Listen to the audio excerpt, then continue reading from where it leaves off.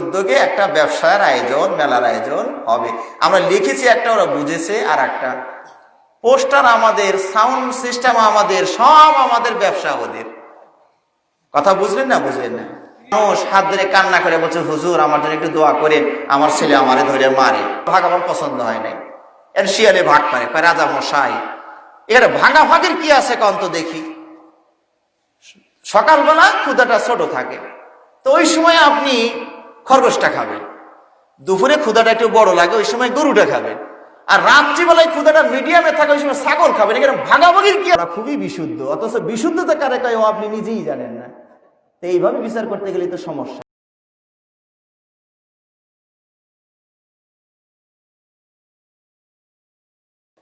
আজকে যখন মাহফিলের দিকে আপনাদের এই এলাকার দিকে আসছিলাম, আজকে কি আপনাদের এলাকায় পোস্টারে মেলা হবে এই কথা কি লেখা আছে নাকি? কই পোস্টার দেখি তো। আব্দুল মান্নান ভাই ভুল করে মেলার কথা লিখছে নাকি? পোস্টারে লেখা আছে দত্তগ্রাম আহলে হাদিস জামে মসজিদের উন্নয়ন কল্পে ইসলামী মেলার আয়োজন। ঠিক আছে না? পোস্টার পড়া না? চশমার সমস্যা হয়েছে, পড়তে ভুল হয়েছে। তাহলে ইসলামী জালসা, ইসলামী মানে তো আপনারা বোঝেন, এটা ধর্মীয়, ইসলাম ধর্ম নিয়ে আলোচনা। জালসা মানে বোঝেন তো?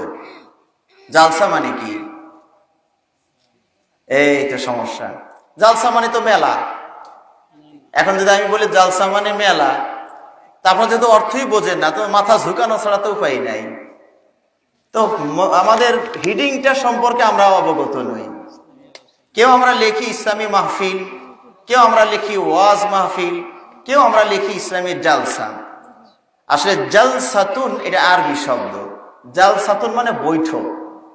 কথা বুঝতে পেরেছেন? জালাসা ইয়াজলিসু, হ্যাঁ, জালসাতান জিলসাতান, তার মানে বৈঠক। তা ইসলামী জালসা মানে কি? তাহলে ইসলামী বৈঠক। আমি যখন আসছিলাম তখন মনের ভিতরে নিজেকেই একটু ধিক্কার দিচ্ছিলাম যে আমরা বক্তারা এত দূর থেকে আসি, তাই না? এই যে শীতের কড়কনের রজনীতে, কিন্তু মানুষের ভিতরের কোনো পরিবর্তন তেমন লক্ষ্য করা যাচ্ছে না। বক্তারা বলে যাবেন, শ্রোতারা শুনে যাবেন, কথাটা এইটুকুর ভিতরে যেন সীমাবদ্ধ থাকছে। যখন মসজিদের কাছাকাছি এসে যাচ্ছি আমি, মসজিদ বোঝা যাচ্ছে না, তবে পাশের জানালা কপাট দেখে মনে হচ্ছে যে এটা মসজিদ।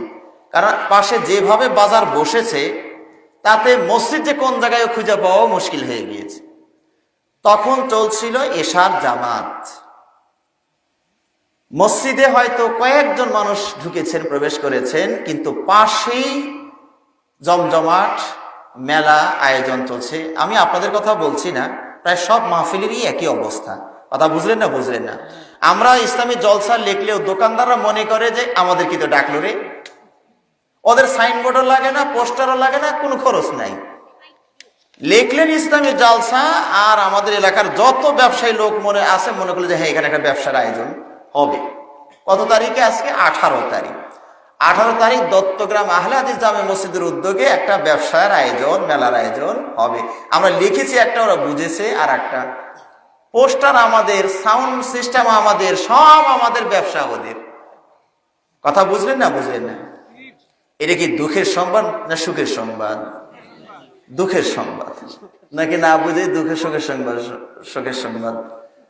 ইন্না লিল্লাহি ওয়া ইন্না ইলাইহি রাজিউন। এটা একটা বিপদ। আমরা তো ইন্না লিল্লাহ মানে শুধু মনে করি যে আবার কোন মূল লোকেরই। যারা দূর থেকে ইন্না লিল্লাহ শুনেছে বক্তার মুখে, তারা মনে করবে প্যান্ডেলে যায়নি তো ভালোই হয়েছে, মনে হয় ওখানে কেউ মরছে, নাহলে বক্তা ইন্না লিল্লাহ কইল কেন? তার মানে আমরা ইন্না লিল্লাহটাকেও সংক্ষিপ্ত একটা প্যাকেজে ঢুকিয়ে দিয়েছি। ঠিক না বেঠিক? ইন্না লিল্লাহ আমরা কখন বলি? কেউ মারা গেলে বলি। আর যদি হুসুট খায়, পড়ে যায়, মোবাইলটা পড়ে যায়, তখন বলি হুসাল। কথা ঠিক না? আঞ্চলিক ভাষা বলে ফেলছি মনে হয়, কিন্তু এখানে তো ইন্না লিল্লাহ বলার কথা ছিল। আমরা অনেকেই দেখছি কোথাও একটা আঘাত পেয়েছেন, করি বাপরে বাপ। এই দেখেন শিরিক কথা আমাদের ভিতরে অহরহ উচ্চারিত হয়, টের পাই না আমরা। আরে বাপরে বাপ, বাপরে ডাকেন, মায়েরা ডাকেন, কোনো কাজ হবে না, ডাকতে হবে কাকে? এখানেও বলা দরকার ছিল ইন্না লিল্লাহ, কিন্তু আমরা সেগুলো বলি না। কারণ ইন্না লিল্লাহকে আমরা সংক্ষিপ্ত প্যাকেজে ঢুকিয়ে দিয়েছি, সেটার নাম হলো মরণ। কারণ মরণ সংবাদ শুনলেই আমরা শুধু বলি ইন্না লিল্লাহ। কিন্তু আল্লাহ রাব্বুল আলামিন পবিত্র কোরআনে কি বলছেন? আল্লাযীনা ইযা আসাবাতহুম মুসীবাতুন ক্বালু ইন্না লিল্লাহি ওয়া ইন্না ইলাইহি রাজিউন। কোরআনের আয়াত। আচ্ছা, ইন্না লিল্লাহ মানে আল্লাহ এখানে বলছেন যে কোনো বিপদের সময়, মুসিবতের সময়, দুঃসংবাদ যখন শুনবেন তখন কি বলবেন বলুন তো? ইন্না লিল্লাহি ওয়া ইন্না ইলাইহি রাজিউন। ইন্না লিল্লাহি ওয়া ইন্না ইলাইহি রাজিউন মানে কি বলুন তো? ইন্না লিল্লাহি ওয়া ইন্না ইলাইহি রাজিউন মানে কি? এটাও তো আমরা জানি না। এত বছর ধরে ওয়াজ শুনলাম, এত বছর ধরে খুতবা শুনলাম, কিন্তু এই দেখেন মানে সচরাচর যেগুলো অহরহ আমরা ব্যবহার করি সেগুলোর অর্থ আমরা জানি না। ইন্না লিল্লাহি, আজকে কমপক্ষে এই অর্থটা জেনে যাব, তাও আলহামদুলিল্লাহ একটা তো শিখলাম। ইন্না লিল্লাহ মানে যারা শাব্দিক অর্থ মুখস্থ করতে পারবেন না, কমপক্ষে ভাব অর্থটাও যেন আমরা মনে রাখি। ইন্না লিল্লাহ মানে নিশ্চয় আমরা আল্লাহর জন্য, ওয়া ইন্না ইলাইহি রাজিউন আর নিশ্চয় আমরা তার কাছেই ফেরত যাব। নিশ্চয় আমরা আল্লাহর জন্য আর আমরা তার কাছেই ফেরত যাব। তা আজকে মসজিদের জামাত হচ্ছে পাশে, তার চেয়েও বেশি সংখ্যক মানুষ মসজিদে যায়নি, বাজারে কেনাকাটা বিক্রিতে আমরা ব্যস্ত ছিলাম। তাহলে আমাদের মাহফিল এই জাতিকে পরিবর্তন করতে পারছে না, ঠিক না বেঠিক? পর্দা করা ফরজ। ইসলাম আলেম ওলামা এত বছর ধরে বলল, কোনো কাজ হয়নি। শুধু সরকার বলেছে নো মাস্ক নো সার্ভিস। কথা বুঝতে পেরেছেন? এখন সব মানুষের মুখে কাপড় পড়ে গেছে। ইসলাম এত বলল যে পুরুষরা না করো, কম মেয়েরা একটু করো। তো এখন কিন্তু পুরুষ মেয়ে সবগুলো শুধু মাস্ক পরেনি, পুরো প্যাকেজের মধ্যে ঢুকছে, ঠিক না ভাই? ঠিক। আপনাদের মনে আছে মনে হয় করোনার যখন প্রথম প্রকট চলা শুরু করছে, তো আমাদের ওই সময় যে ছবিগুলো, বিদেশি যে ছবিদের দেখেছেন, পলিথিনের ভিতরে ঢুকছে সব কটা, চোখও বের করেনি, এখানেও ই রাখছে, কোনো জায়গায় ফাঁকা রাখে নাই, করোনা যেন ঢুকতে না পারে। কিন্তু ভাইরা, আমি এসেও আজকে আপনাদের এখানে জিজ্ঞেস করেছি, ভাইকেও জিজ্ঞেস করেছি, মনে হয় ইমাম সাহেব ছিলেন, যে আপনাদের এলাকায় করোনায় আক্রান্ত হয়ে মরেছে কয়জন? আপনাদের জানা মতে কয়জন মরেছে? দেখেছেন কি পরিমাণ আতঙ্ক বিশ্বে ছড়ানো হয়েছে। সারা বাংলাদেশে প্রতিদিন 2400 মানুষ মারা যায়, প্রতিদিন 2400 মারা যায়, 2500-র মতো জন্মগ্রহণ করে। কথা বুঝতে পেরেছেন? প্রতিদিন 2400-র মতো মানুষ মারা যায়। আপনাদের এই এলাকায় স্বাভাবিকভাবে এমনিতে 2-4 দিন এমনি অনেকগুলো মারা যায়। কথা ঠিক না ভাই? ঠিক। সেখানে করোনার এত আতঙ্ক চলছে, আপনারা বলছেন আমাদের এখানে একটাও আজ পর্যন্ত মরে নাই। আব্দুল মান্নান ভাই আমাকে বলছেন যে মরে তো নাই, হাওয়ার মানে আরো করোনা আসার পরে হায়াত আরো মানুষের জন্য বেড়েই গেছে। কেমনে? বলছে করোনা আসার আগে এমনও দিন গেছে যে বল্লায় আমরা একদিনে 4টা জানাজা পড়ছি, আর করোনা আসার পরে মানুষই মরে না। এই জন্য এক ভাই ফেসবুকে লিখেছিলেন যে করোনা বাংলাদেশে এসে অপমানিত হইল। কথা বুঝলেন না? বুঝলেন না? এই বাঙালি তক্কাই করছে না, রাস্তাঘাটে এই যে চলাফেরা করছে দ্বিধার চেয়ে চলছে, কই মরে তো না। কথা বুঝলেন না? বুঝলেন না? আমরা করোনাকে যে পরিমাণ ভয় পাই, করোনা যে ওই বাহিনীটাকে যিনি পাঠিয়েছেন ওই প্রধানমন্ত্রীকে আমরা কেউ ভয়ই পাই না। কথা ঠিক না ভাই? ঠিক। সুতরাং ভাইয়েরা, আমাদেরকে সাবধান হতে হবে, সতর্ক হতে হবে। বলছিলাম যে আজকে আসার পথে যে অনিয়মগুলো দেখেছি তার 2-একটা বলি। একদল যুবক ওই দিকে যাচ্ছে, তা আমি চলার পথে বলে, ভাই আসেন মাহফিলের দিকে। জি জি হুজুর, জি আসবো আসবো। যাচ্ছে ওই দিকে, বলে হ্যাঁ হুজুর আসবো। তার মানে তাদের সময় মতো হয়তো বা আসবে, আমাদের মাহফিল শেষ হলেও আসতে পারে, তাই না? আরেকটি অনিয়ম আমি দেখলাম, এটা আপনাদের বাবা অভিভাবক যারা আছেন তাদের জ্ঞাতার্থে বলছি, এটা নয় যে আপনাদের এলাকার দুর্নাম করছি আমি। মসজিদেরই পাশে একটা ভ্যান গাড়ি রাখা আছে, ভ্যান গাড়িটার উপরে প্রায়, ছোট্ট ভ্যান গাড়ির ভিতরে আমার কাছে মনে হলো প্রায় 7 থেকে 10টা বাচ্চা আছে। তাদের বয়স হতে পারে আমার আনুমানিক এই 12 থেকে 15 বা 17 এর ভিতরে, এর নিচে হবে, 15-এর ভিতরেই হবে। এতগুলো বাচ্চা সব প্রায় 2-3টা জনের হাতে মোবাইল, এই যে গেম খেলছে মসজিদের পাশে। আজকে মাহফিল চলছে, আমি একটু দাঁড়ালাম, সালাম দিয়ে বললাম যে আসো, তোমরা তো প্রতিদিনই এগুলো খেলো মোবাইলে, আজকে একটা বাৎসরিক মাহফিলের আয়োজন, তো আসো মাহফিলে আসো, তোমরা মাহফিলে যাও। জি হুজুর যাব। কথা এইটুকু। আজকে দেখুন সমাজ কিভাবে অধঃপতনের দিকে যাচ্ছে। আমরা কয়জন অভিভাবক আছি, আপনাদের প্রত্যেকের ঘরে তো ছেলে সন্তান আছে, মেয়ে সন্তান আছে, তাই না? আপনি এসেছেন দিনই জলসা শোনার জন্য, আপনার ছেলেটাকে তো সাথে আনেননি। আমার কথা বুঝতে পেরেছেন? আপনার ছেলেটাকে ভাই বাবা সারা বছর তো আমরা এদিক ওদিক করেছি, খেলেছি, অনেক কিছু হয়েছে, আজকে আসো আমার সাথে, আমার পাশে বসে তোমাকে ওয়াজ শুনতে হবে। আমরা সেই কাজটা করিনি। টেলিভিশন দেখার সময় এই ছেলেরা এই সুন্দর একটা দৃশ্য আসে, সুন্দর একটা নাটক চলছে, ওখানে ডেকে নিয়ে আমরা বসাচ্ছি, কিন্তু মাহফিলে আমরা আমাদের সন্তানকে ডাকিনি, আমাদের মেয়েগুলোকে আমরা ডাকিনি। তবে হ্যাঁ, আমি আরো সাবধান করে দিতে চাই, মাহফিলের উসিলাতে অনেকেই অনিয়ম করে। এই যে ছেলে মেয়েরা অনেকেই মাহফিলের নাম দিয়ে এসেও অনিয়ম করার চেষ্টা করে, ঠিক না বেঠিক? আমাকে এক ভাই বলছেন, আমি বগুড়াতে কয়েক বছর আগে মাহফিল সেরে সকালবেলা রিক্সায় উঠে রওনা করেছি, এক ছেলে, যুবক ছেলে এসে বলতে, হুজুর হুজুর কালকে মাহফিল করলেন, ওই রাতেই মেম্বারের মেয়ে। কথা বুঝলেন না? বুঝলেন না? ওই মেম্বার সারা বিচার করে, আজকে ওর মেয়ে কাম সারছে। কথা বুঝলেন না? বুঝলেন না? এরকম অনিয়ম হচ্ছে। সেদিন আরেকটা কোন মাহফিলের কথা শুনলাম, যে খুব সুন্দর বিশাল বড় মাহফিল হয়, ওই রাত্রি 3-4টা মেয়ে কমপক্ষে গায়েব হয়ে যায়। আমার কথা বুঝতে পেরেছেন? আমি বলার উদ্দেশ্য, সবকিছু তো সতর্ক করার জন্য আলেমরা আসেন। আমার উদ্দেশ্য হলো যে মায়েরা যারা মেয়েকে নিয়ে এসেছেন, এই মেয়েটাকে কাছে বসিয়ে রাখবেন, কোনো বান্ধবীর সাথেও যেতে দিবেন না। বান্ধবীর আড়ালেই বন্ধুটা থাকে। কথা ঠিক না ভাই? ঠিক। আমার কথা কি বুঝতে পারলেন?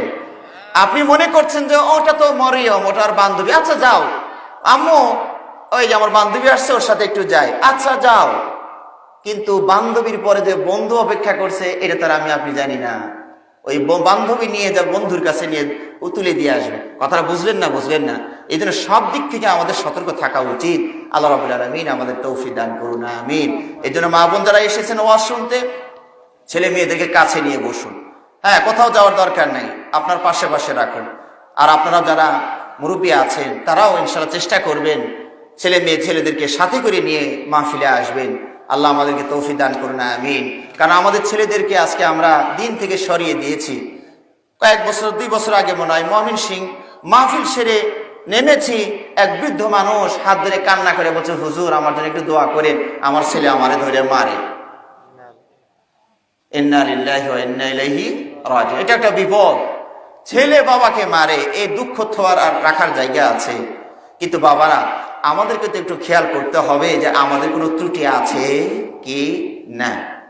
আমরা যে ছেলে মেয়েকে এত লক্ষ লক্ষ হাজার হাজার টাকা পয়সা দিয়ে যে সিলেবাসটা পড়াচ্ছি, সেই সিলেবাসের ভিতরে বাবা মার হক সম্পর্কে 2টা লাইন পড়ানো হয় কিনা? আমার কথা বুঝতে পেরেছেন? খুঁজে দেখুন, 2টা লাইনও পাওয়া যাবে না। প্রেম প্রীত কেমনে করা লাগবে ওইটার গল্প দিয়ে ভরপুর করে রেখেছে, কিন্তু বাবা মার হকের ব্যাপারে বলেনি। এই যে বাবা মার জন্য কোরআনের সাথে পরিচয় করিয়ে দেবেন ছেলে মেয়েদেরকে, এখানে আল্লাহ আপনার হকের কথা বলেছেন। এই জন্য বেশিরভাগই দেখবেন আলেম ওলামা যারা হন, বক্তা বা আলেম ওলামা যারা হন, এরা বাবা মার সাথে আমার জানা মতে খারাপ আচরণ করে না। 2-একটা ব্যতিক্রম থাকতেই পারে। আলেম হলেই যে ওই যে অনেক সময় বলি আলেমরাও বড় জালেম হয়, শব্দ শব্দ মিলে দিয়ে কথা বলি আমরা বেশিরভাগই। হতে পারে 2-একজন থাকতে পারে, বেশিরভাগ আলেম ওলামাই বাবা মাকে শ্রদ্ধা করার চেষ্টা করে, সম্মান দেওয়ার চেষ্টা করে, যেহেতু এই গ্রন্থের সাথে তাদের বিশ্বাস আছে, পরিচয় আছে। সুতরাং আপনারা সে চেষ্টা করবেন। সম্মানিত ভাইরা, কিছু অনিয়মের কথা বলেই আমরা আমাদের বিষয়ে ফিরে আসি। আমরা বলছিলাম আমাদের একদিন মরণ আসবে, আমরা মরে যাব, যে কোনো মুহূর্তে আমরা চলে যেতে পারি। এই যে আলোচনা করছি, আলোচনার মুহূর্তে আমার হায়াত শেষ হয়ে গেলে আমি চলে যাব, আপনিও চলে যাবেন, আব্বা আম্মু চলে যাবেন, সবাই আমরা চলে যাব। এই মৃত্যুর মোকাবেলা করার মতো কোনো শক্তি পৃথিবীতে আসবে। সবচেয়ে শক্তিশালী কে বলুন তো? সবাই একটু বলুন না, সবচেয়ে শক্তিমান, ক্ষমতাশালী, প্রভাবশালী, শক্তিধর কে বলুন তো? আজকে আপনাকে একটা প্রমাণ দিতে হবে। আপনারাই বলুন, আল্লাহ যে শক্তিশালী, আল্লাহ যে সবচেয়ে পাওয়ারফুল, আজকের এখন এই মুহূর্তের দৃশ্য থেকে একটা প্রমাণ আমাকে আপনারা দিবেন। কে দিতে পারেন? আজকের অবস্থা থেকে একটা প্রমাণ দিবেন, এই মুহূর্তের অবস্থা থেকে কে দিতে পারেন? আছেন? আছেন, অনেকে হয়তো আছেন, বলার সাহস পাচ্ছেন না। এখন আমাদের এই বল্লাতে রাত না দিন? রাত। সারা বিশ্বের সকল শক্তিকে এক জায়গায় করে আজকে রাতটা এখান থেকে ঠেলা দিয়ে আর এক জায়গায় সরাইতে পারবেন? বলুন তো দেখি। তাহলে এই রাত্রিটাকে এখানে এনেছেন কে? এই রাত্রি আবার এখান থেকে যাবে কার নির্দেশে? কোনো মিছিল মিটিং এ কাজ হবে না, কোনো পারমাণবিক বোমা দিয়ে এটাকে তাড়ানো যাবে না। ক্ষমতা কার বেশি? বলুন না, ক্ষমতা কার বেশি? আল্লাহ। এখন শীত, এই যে 7 তারিখে আপনাদের বল্লার মাহফিল ছিল, 7 তারিখে, 6-7, আমার 7 তারিখে ছিল। ভাইয়ের কাছ থেকে বিদায় নিয়ে আমরা গেলাম, ঢাকায় পৌঁছতে 4:30 বেজে গিয়েছে। আপনাদের এখান থেকে ঢাকায় যেতে 1.5 ঘন্টা 2 ঘন্টা তো লাগার কথা, প্রাইভেট কার, সেখানে 4.5 ঘন্টা। আপনাদের এলেঙ্গা পর্যন্ত যেতে আমার 1.5 ঘন্টা লেগেছে। বল্লা থেকে এলেঙ্গা যেতে 1.5 ঘন্টা লাগে প্রাইভেট কারে। কেন পারলাম না? কুয়াশা, এমন কুয়াশা যে হেডলাইট কাজ করে না। ড্রাইভার কয়, সাহেব সামনে পুকুর নাকি, এটা যাবো না, রাস্তা পুকুর মনে হইতেছে। আমি আবার জানা দেখো, না ভাই তো রাস্তাই তো দেখা যায়। তাও আবার মনে নেই, আবার দেখে যে আসলে রাস্তা না পুকুরিটা সামনে। কুয়াশার মোকাবেলা করার মতো ক্ষমতা পৃথিবীর কারো নাই, ঠিক না ব্যাঠিক? গত বছর রাজবাড়ি থেকে মাহফিল সেরে আসছিলাম, কুয়াশায় এপারে আর ওপারে ফেরি পারাপার বন্ধ, এপারে ওপারে গাড়ি কয়েক কিলোমিটার লম্বা ধরে সিরিয়াল পড়ে গিয়েছে। এক ভাই আমারে ফোন দিয়েছে, শেখ আপনি কোথায়? তাই আমি বললাম, আমি তো আল্লাহর হরতালে আটকা পড়ছি। কার হরতাল এটা বলুন তো? বলো না, কার হরতাল? আল্লাহর হরতালে আটকা পড়ছি। মানে কুয়াশা, আল্লাহ হরতাল দিয়েছে, ফেরি চলবে না, ফেরি চলে না, সব ওদিকে গাড়ি আটকা, এদিকে গাড়ি আটকা। কে ঠেকাবে, কে সরাবে? সারা বিশ্বের সকল ক্ষমতা এখানে একত্রিত করে কুয়াশাকে সরাইতে পারবেন না। ক্ষমতা কার বেশি? সুবহানাল্লাহ। মানুষ এগুলো বোঝার চেষ্টা করছে না। ভাইরা, এই যে এখন আজকে শীত এসেছে, ভাই আমাকে বলছেন সাহেব মাহফিলের লোকজনরা বসা কঠিন হয়ে গিয়েছে। আজকে কুয়াশা নাই, বাতাসও নাই, তারপরে শীতে আমরা কাঁপছি। আমিও দেখছি ঘরের ভিতরে আমার হাত ঠান্ডা হয়ে যাচ্ছে। এই ঠান্ডার মাত্রা যদি আল্লাহ আরো বাড়িয়ে দেন, এখন যা আছে আরো যদি বাড়িয়ে দেন, কে ঠেকাবে বলুন তো দেখি? কে ঠেকাবে? আছেন কোন শক্তি পৃথিবীতে? ক্ষমতা কার বেশি? এই যে শূন্যের উপরে আপনারা ভাসছেন, পৃথিবী এটা একটা বিশাল বড় প্লেন, বিমান, ঠিক না বেঠি? ছোট্ট বিমানে যখন উঠি তখন নড়াচড়া বুঝি যে শূন্যের উপরে আছে। নিচে তাকাইলেও মনে হয় আসমান, উপরে তাকাইলেও মনে হয় আসমান। কেন? কারণ বিমানটা এত উপরে ওঠে, উপরেও নীল দেখা যায়, নিচেও মেঘমালা দেখা যায়, কারণ মেঘমালার স্তর পার হয়ে উপরে ওঠে। কথা বুঝতে পেরেছেন? মেঘ তো সাধারণত বলা হয় 2 কিলোমিটার উপর দিয়ে মেঘমালাটা যায়। তো বিমান যখন এটাকেও ভেদ করে উপরে ওঠে, আমরা নিজেরাও জানা যাচ্ছে, দেখেছি নিচে মেঘমালা, আমরা উপরে আছি। যখন আগে মনে করতাম যে বিমানে মনে হয় ঝাঁকি নাই, কিন্তু 9 সালে যখন হজ থেকে আমরা ফিরে আসছিলাম, প্লেনে ঘোষণা হয়ে গেল যে সবাই আল্লাহর কাছে দোয়া করতে থাকুন। আমরা প্রতিকূল আবহাওয়ার ভিতরে প্রবেশ করেছি। কে রক্ষা করবে এখন? কে রক্ষা করবে এখন? আল্লাহ। সবাই থরথর করে কাঁপ শুরু হয়ে গেল, কারণ মাইকে ঘোষণা হয়ে গিয়েছে, সাউন্ড বক্সে, যে সবাই আল্লাহ আল্লাহ করতে থাকুন, দোয়া জিকির করতে থাকুন। আমরা প্রতিকূল আবহাওয়ার ভিতরে ঢুকে গিয়েছি। এলো পাতারি বাতাস শুরু হয়ে গেছে, বিমান থরথর করে নামে কাঁপে, মনে হচ্ছে যে রাস্তা খারাপ। বাসের যেমন রাস্তা খারাপ থাকলে যেরকম ঝাঁকি হয়, বিমান এরকম যাচ্ছে, মনে হচ্ছে ঝাঁকি হচ্ছে। বলুন তো ভয় লাগে না? লাগে না? বাসে চড়ে ঝাঁকি হলে এত ভয় লাগবে না? শূন্যের বিমান যদি একটু কাঁপে, যে ভয়টা ভিতরে এসে যায়। তো বিমান ছোট্ট দেখে কাঁপলে আমরা ভয় পেয়ে গেলাম, কিন্তু জমিন এত বড় প্লেন, এই জন্য আমরা ভয় পাই না। এত বড় প্লেন, এটাও তো শূন্যের উপরে আছে। আপনি নিজে চিন্তা করে দেখুন, এটা বলের উপরে আপনি আছেন, এটা বল, তার উপরে আপনি আছেন। এই গোটাল পৃথিবীটা একটা বলের মতো, তাই না? এই বলের মতো, এটার উপরে আপনি আছেন, যে কোনো মুহূর্তে ধাক্কা দিলে আপনি পড়ে যাবেন। সুবহানাল্লাহ। যখন ভূমিকম্প হয় তখন আমরা বুঝি যে এটা কোনো সমস্যা আছে, শূন্যের উপরে আছে, ঠিক না বেঠিক? এ যদি শূন্যের উপরে নাই থাকবে তো ভূমিকম্প তো কাঁপে, কথা ঠিক না? কাঁপে, কাঁপার পরিমাণ জায়গা না থাকলে কাঁপে কেমনি? আমার কথা বোঝেন নাই মনে হয়। কাঁপ দিলে তো একটু নড়াচড়া করা লাগবে, তো নড়াচড়া করার মতো জায়গা, ফাঁকা জায়গা যদি নাই থাকবে, যদি সব অ্যালার্ট থাকে, তো নড়বে কোথায়? নড়ার কোনো জায়গা নাই। যেহেতু কেঁপে উঠেছে, তাহলে বুঝতে হবে নড়াচড়ার জায়গা আছে, কিন্তু আমরা সেগুলো অনুধাবন করতে পারি না। সুতরাং সব শক্তির মূল উৎস এবং সব শক্তির পরাশক্তি হলেন কে? বলুন, বলুন ভাইরা, বলুন। আল্লাহ। আল্লাহ। আপনাকে আমাকে যখন আল্লাহ ডাক দিবেন, পৃথিবীর সকল শক্তি ঐক্যবদ্ধ হয়ে আমাকে আপনাকে রাখতে পারবে না। হ্যাঁ, মিশরীরা ফেরাউনের লাশ মমি করে রেখে দিয়েছে, ঠিক না বেটি? ছবি উঠিয়ে ক্যামেরাতে রেখে দিতে পারবেন, কিন্তু মূল মানুষটাকে আপনি ধরে রাখতে পারবেন না। কার চ্যালেঞ্জ এটা? অনেক সময় আমরা মিডিয়াতে শুনি 4 স্তর নিরাপত্তার ব্যবস্থা করা হয়েছে। কয় স্তর? 4 স্তর নিরাপত্তার ব্যবস্থা করা হয়েছে। প্রথম স্তর যদি ভেদ করে ও দ্বিতীয় স্তর ভেদ করা সম্ভব নয়, কোনো সন্ত্রাসী যদি আমাদের কাঙ্ক্ষিত নেতৃস্থানীয় ব্যক্তিকে হত্যা করতে চায়, পারবে না, কারণ 4 স্তর নিরাপত্তার ব্যবস্থা করা হয়েছে। কয় স্তর ভাইরা?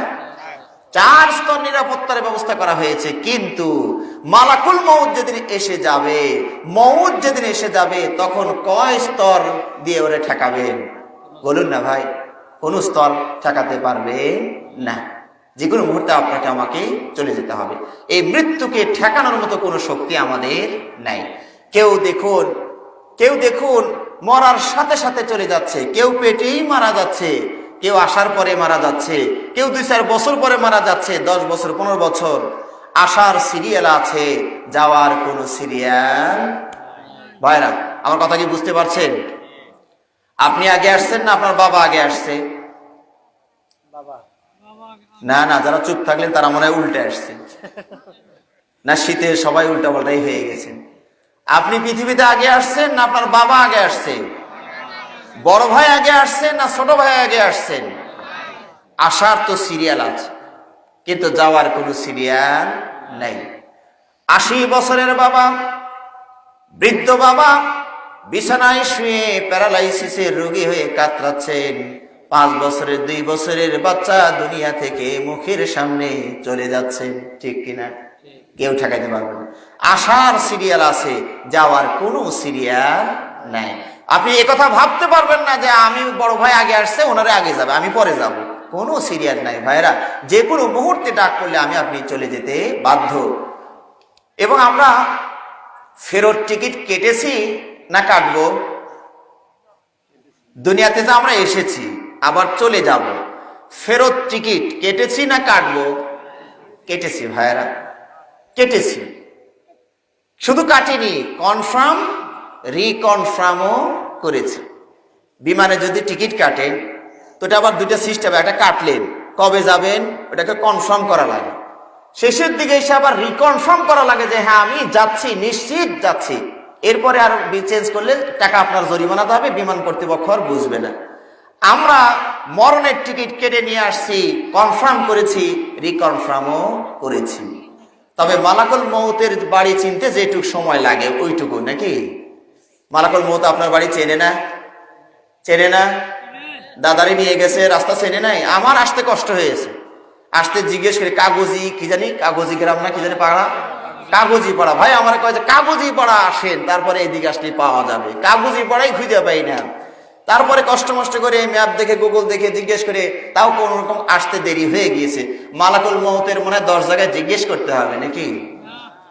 প্লেন ছেড়ে দিয়েছেন, ঠিক আছে না? মরণ প্লেন ছেড়ে দিয়ে ঘোরাফেরা চলছে। আমার আপনার সময় হয়ে গেলে খালি শুধু নিয়ে এসে থামবে, ঢোকো, তোমার সময় হয়ে গিয়েছে, প্লেনে ঢোকো। ঠিক না বে ঠিক? আপনি কি সময় চেয়ে নিতে পারবেন যে সরি ভাই একটু অপেক্ষা করুন, আমি একটু টয়লেট বাথরুম সেরে আসি, টাকাটা একটু বাড়িতে দিয়ে আসি, একটু ওসিয়ত করে যাই, 2 রাকাত সালাত পড়ে আসি? কোনো সময় আপনাকে দেওয়া হবে না। এই চ্যালেঞ্জ মোকাবেলা করার মতো ক্ষমতা পৃথিবীর কারো নেই। আল্লাহ রাব্বুল আলামিন তাই বলছেন, কুল্লু নাফসিন যায়িকাতুল মাউত, প্রতিটি আত্মা মৃত্যুর স্বাদ আস্বাদন করবে, চাখবে। মরণ থেকে আপনি কোনোভাবেই রক্ষা পাবেন না, পালাতে পারবেন না। আল্লাহ রাব্বুল আলামিন বলেন, قل إن الموت الذي تفرون منه فإنه ملاقيكم। ও নবী আপনি বলুন, মরণ থেকে যতই তোমরা পালিয়ে বেড়াও, মরণ তোমাকে গ্রাস করবে, মরণ তোমার সাথে সাক্ষাৎ করবেই করবে।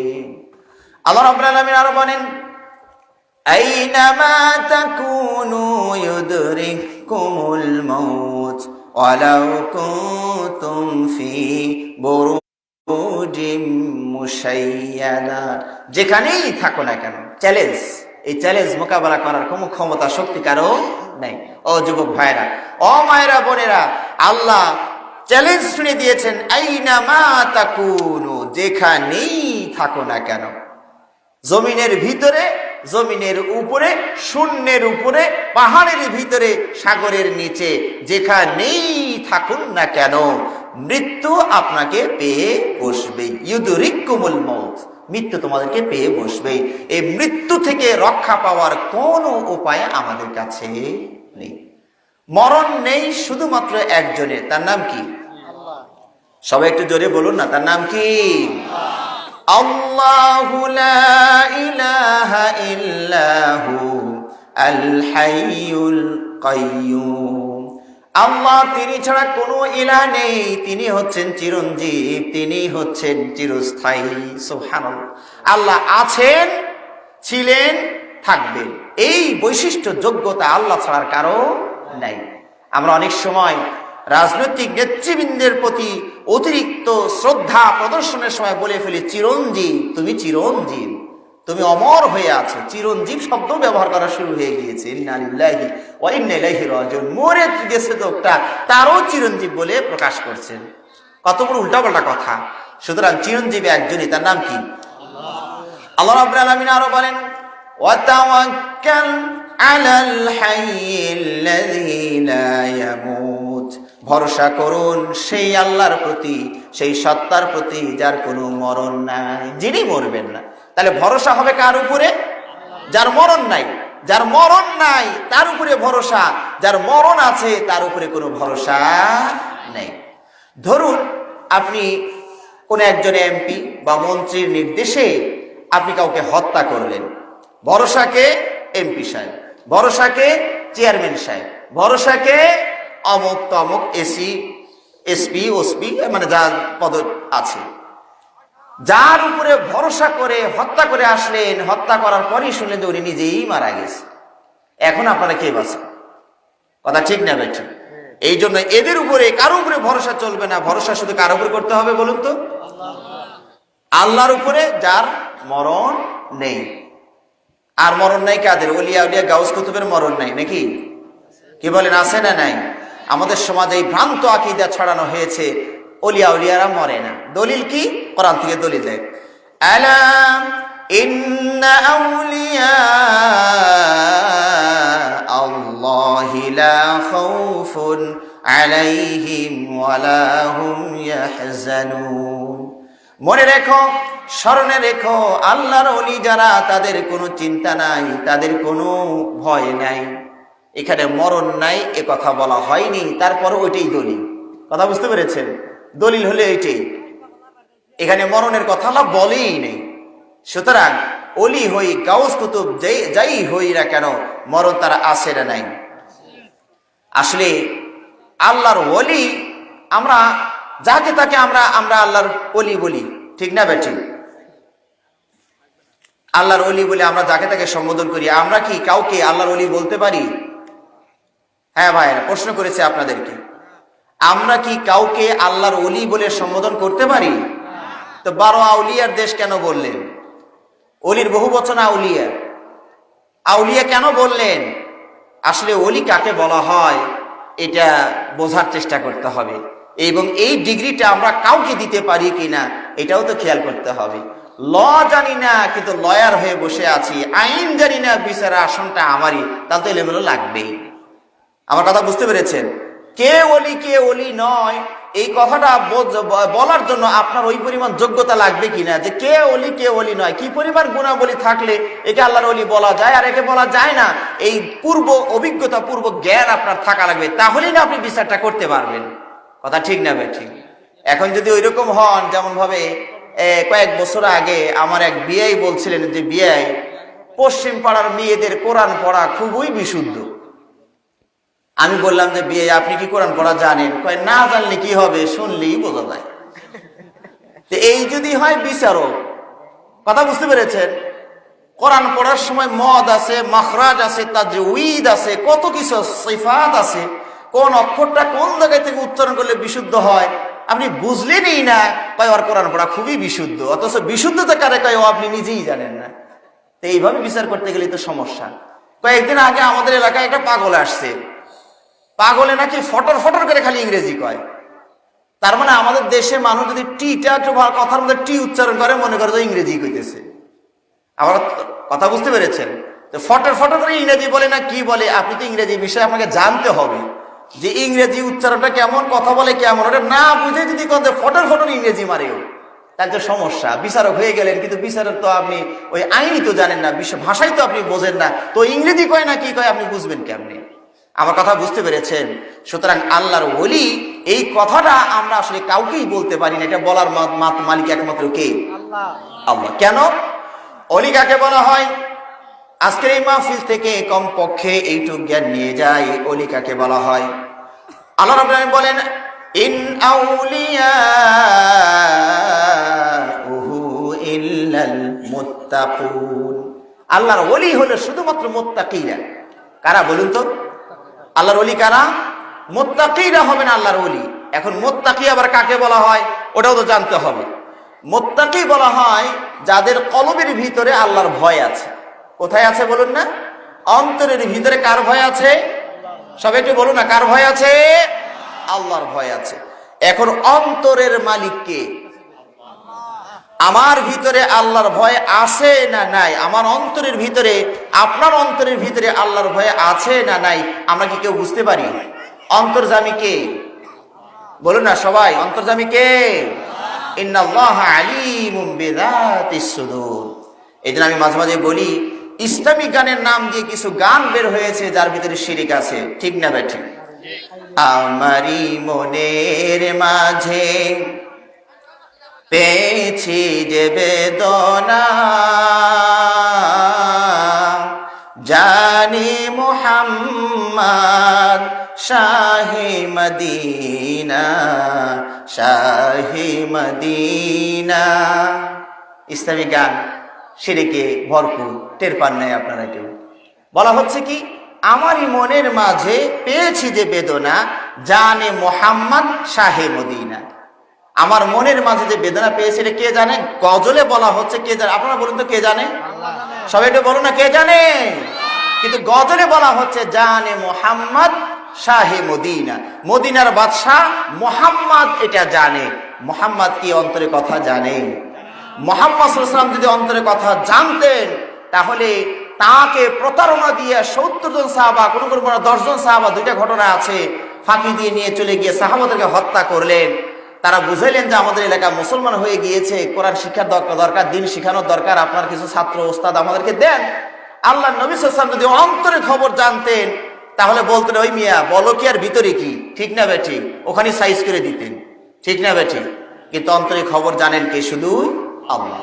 এই জন্য গান শোনেন, কিন্তু ইসলামী গান শোনেন, তার ভিতরে শিরক আছে কিনা সেটা ভেবে চিনতে শুনতে হবে। তবে হ্যাঁ, আমি এই গানটাকে আবার ইসলামী গানেও পরিণত করতে পারি, একটু শব্দ চেঞ্জ করে দিয়ে। এবার তাওহীদের সুরে একটু শুনি। আমারি মনের মাঝে পেয়েছি যে বেদনা, জানি আল্লাহ মাবুদ আর তো কেহ জানে না, আর তো কেহ জানে না। সুরের কোনো পতন হয়েছে? আগের সুরটা যেভাবে ছিল এই সুরটাও তো প্রায় ওইভাবেই আছে, কিন্তু এটা শিরকি শব্দ দিয়ে, এটা তাওহীদি শব্দ দিয়ে। কথা বুঝতে পেরেছেন? সুতরাং আমরা কাউকে ওলি বলতে পারি না। ওলি বলার যোগ্যতা ও ক্ষমতা একমাত্র কার? আল্লাহ।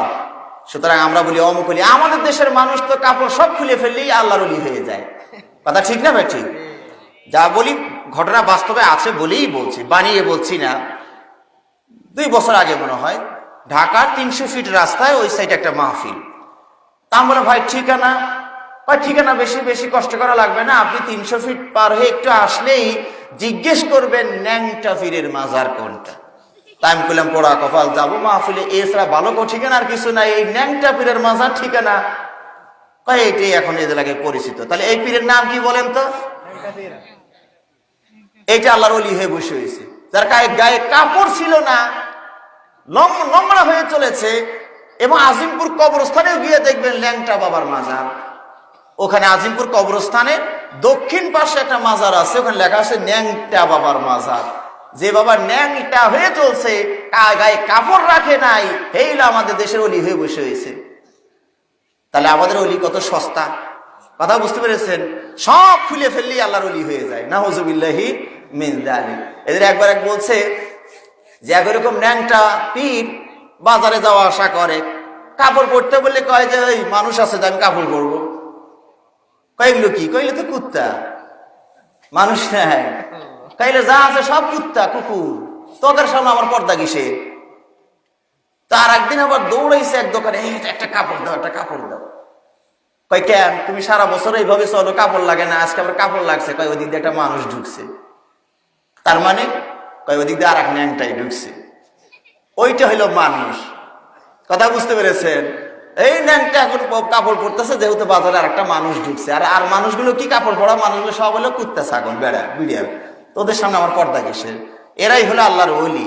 হ্যাঁ, হুমড়ো চুমড়ো হয়ে আছে, মদ গাঁজা খেয়ে সব কিছু নষ্ট করে দিয়েছে। ওরাই আমাদের সমাজে আল্লাহর ওলি ডিগ্রি নিয়ে বসে আছে। সম্মানিত ভাইয়েরা, এই ওলির দরবারে যাওয়া আসা বন্ধ করে দিতে হবে, ঠিক না ভাই? ঠিক। আপনারা আমার ওলি হবেন কে বলুন তো? কে? আল্লাহ। আমার ভাষায় নয়, আল্লাহ রাব্বুল আলামিনের ভাষায় শুনি আয়াতুল কুরসি, সূরা বাকারা আয়াতুল কুরসির পরের আয়াত, পরের আয়াতের পরের আয়াত। আল্লাহু ওয়ালিয়ুল্লাযীনা আমানু ইউখরিজুহুম মিনায-যুলুমাতি ইলান-নূর। আল্লাহ হলেন ওলি মুমিনদের। সরল অনুবাদ আর কি আপনাদের বোঝার জন্য। আল্লাহ হলেন ওলি মুমিনদের। আল্লাহ যার ওলি হবেন সেই লোকটাকে আর অন্য কোনো ওলি খোঁজার দরকার আছে? কি বলেন গো ভাইরা? প্রধানমন্ত্রী যদি আপনার বন্ধু হয়, আপনি ফোন করলেই প্রধানমন্ত্রী রিসিভ করে, কথা বলেন, তাহলে আপনার কি আর কোনো মন্ত্রীর ভায়া করার দরকার আছে? কি বলেন? যখনই আপনি মন্ত্রী এমপির ভায়া ধরেছেন, বোঝা যাবে প্রধানমন্ত্রীর সাথে সম্পর্কে টানাপোড়েন শুরু হয়েছে। না হলে কেন আপনি ভায়া করতে গেলেন? ঠিক না ভাই? ঠিক। তো সুতরাং ভাইয়ারা, আপনারা আমার ওলি হলেন কে বলুন তো? আল্লাহ। এই মাজারে নাপাক অপবিত্র শিরকের আখড়া, এরা আমাদের কোনোদিন ওলি হতে পারে না। মূল ওলির সাথে যদি সম্পর্ক থাকে তাহলে ভাইয়া ওলির আর যাওয়ার দরকার নাই। আর ওই ওলি যদি নষ্ট হয়ে যায়, ওই অলিত্ব যদি নষ্ট হয়ে যায়, ওই ওলি যদি রাগ করে, এই দুনিয়ার কোনো ওলি ওই সম্পর্ক আর ঠিক করতে পারবে না। আমার কথা বুঝতে পেরেছেন সম্মানিত ভাইরা? আমরা বলছিলাম আমরা সবাই মরে যাব, সবারই মরণ আছে, এমন কি নবী রাসূলদেরও মরণ আছে। আমাদের সমাজের মানুষ নবী রাসূলদেরকে, বিশেষ করে আমাদের নবীকে হাজির নাজির মনে করা হয়। মাহফিলে চেয়ারও একটা ফাঁকা রাখা হয়, আমরাও রাখছি তাই বলে ওই নিয়তে না। কথা বুঝতে পেরেছেন? কোন কোন মাহফিলে আসন ফাঁকা রাখা হয় কেন? নবী আসবেন, নবী বসবেন। আমি বলি যে আমার মতো বেয়াদব বক্তার কে হতে পারে যে নবী এসে বসে থাকবেন আর আমি পেটর পেটর করি? কথা ঠিক না ভাই? ঠিক। নবী এসেছেন, নবী কথা বলবেন, আমি কে? আমি কথা বলার কে? আমার কথা বুঝতে পেরেছেন? সুতরাং এইভাবে আকীদা নষ্ট করে দেওয়া হয়েছে। আমল যদি সংশোধন নাও হয়, আকীদাটা যেন মজবুত হয়, আকীদাটা যেন আমাদের মানে ঘুণে না ধরে চেষ্টা করতে হবে। ভাইরা, আমরা বলছিলাম নবী রাসূলগণ মারা গিয়েছেন। আদম আলাইহিস সালাম মারা গেলেন কিভাবে? মালাকুল মউত এসে তাকে বললেন আপনার সময় হয়ে গিয়েছে। আদম আলাইহিস সালাম বললেন কেন? আমার তো হায়াত 1000 বছর।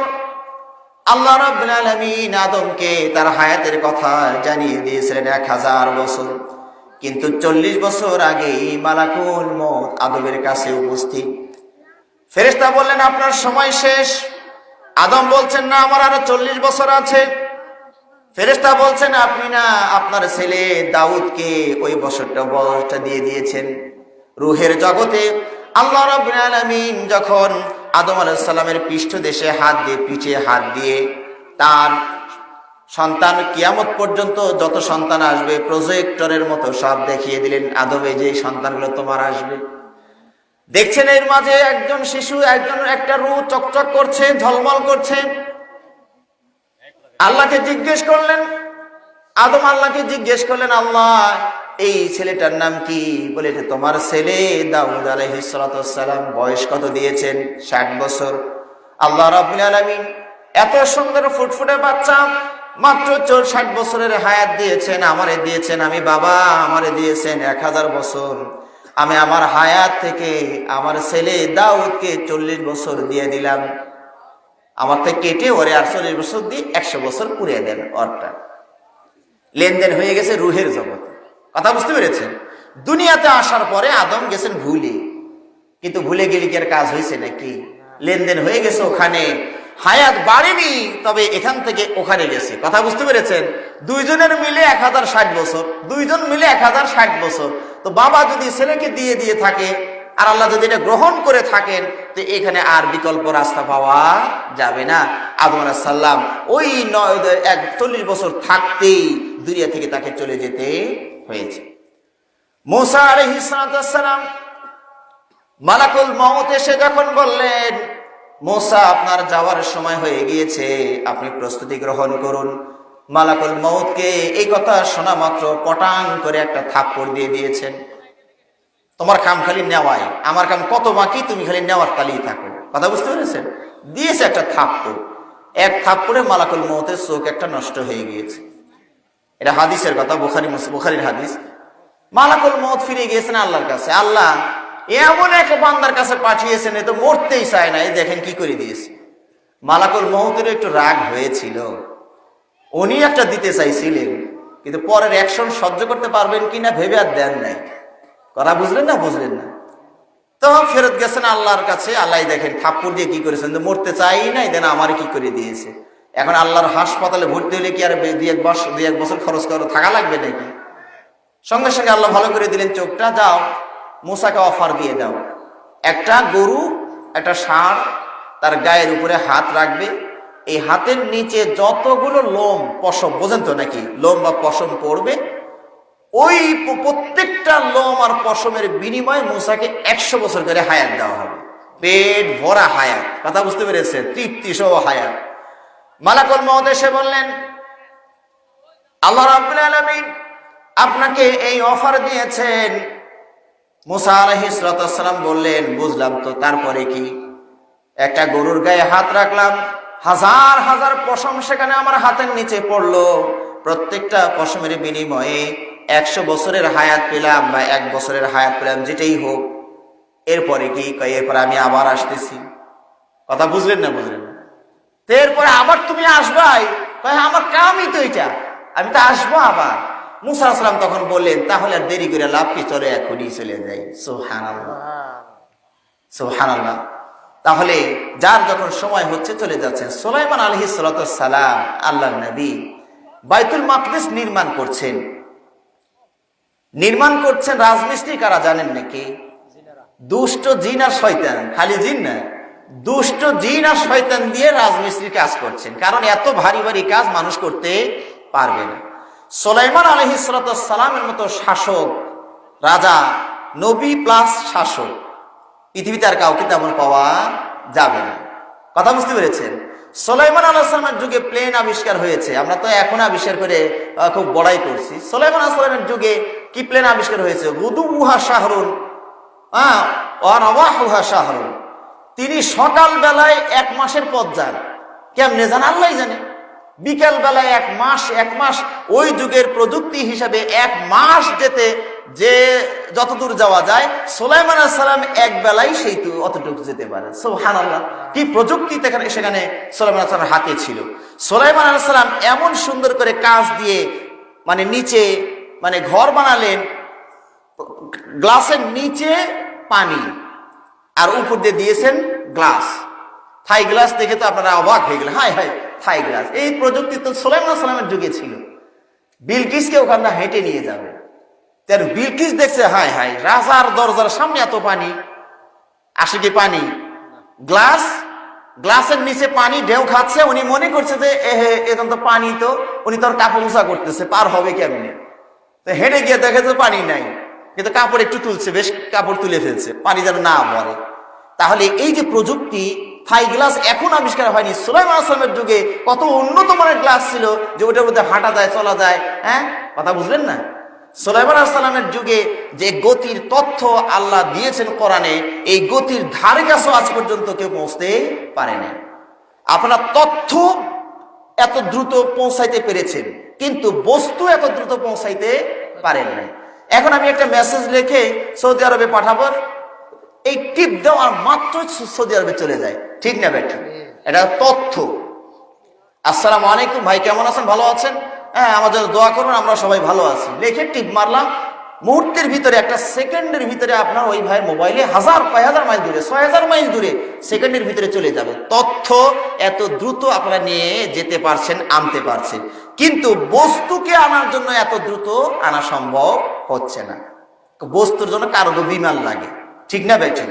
সেই কার্গো বিমান সৌদি আরবে বুকিং দিবেন, বাংলাদেশে আসতে কতদিন কতক্ষণ সময় লাগবে, ওইটা কার্গো। ওখান থেকে আবার এয়ারপোর্ট থেকে খালাস করে বাড়িতে আনতে অনেক সময় লাগবে। কিন্তু সুলাইমান আলাইহিস সালামের যুগে এমন প্রযুক্তি আল্লাহ তাদেরকে দিয়েছিলেন।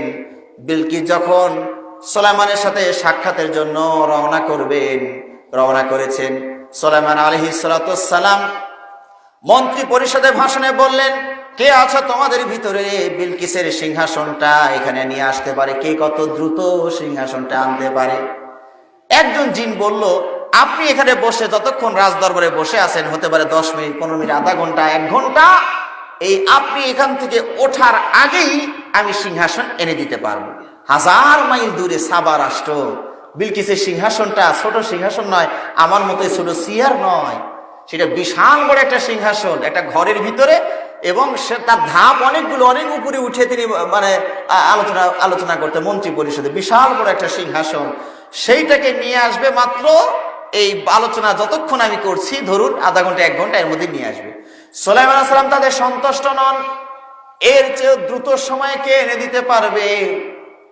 একজন বললেন, যার কাছে আল্লাহর কিতাবের জ্ঞান ছিল, তিনি বললেন, আপনার চোখের পলক এদিকে হইতে আর না হতে আমি এর মধ্যে এনে দিতে পারবো। সুবহানাল্লাহ, চোখের পলক কার কত দ্রুত পড়ে এটা আমরা কেউ গুনেও শেষ করতে পারবো না। কথা বুঝতে পেরেছেন? কত দ্রুত যে পড়ছে, উঠছে, খেয়াল করেছেন? আপনি নিজেও গুনতে পারবেন না যে এর মধ্যে কয়বার ফেলেছেন, এত দ্রুত চোখের পলক পড়ে। সুবহানাল্লাহ, আল্লাহ নিয়ামত যখন চলে যায় তখন না বুঝি। আমার ছোট ভাই কিছুদিন আগে একটা অসুখ হলো, চোখ একটা বন্ধ হয় না, ঘুমাইলে এরকম সে। কথা বুঝতে পেরেছেন? তা আমরা তেমন গুরুত্ব দিচ্ছি না, যে সমস্যা কি, ঘুম তো হয়েছে, চোখ বন্ধ হোক বা না হোক। কথা বুঝতে পেরেছেন? কিন্তু ডাক্তার বলছেন না, এটা বড় সমস্যা। কেন? ওনাকে মশারি টাঙ্গিয়ে ঘুমাইতে করবেন। কেন? কোনো পোকামাকড় গিয়ে যদি ওই মনিতে আঘাত করে তো চোখই নষ্ট হয়ে যাবে। দেখেছেন?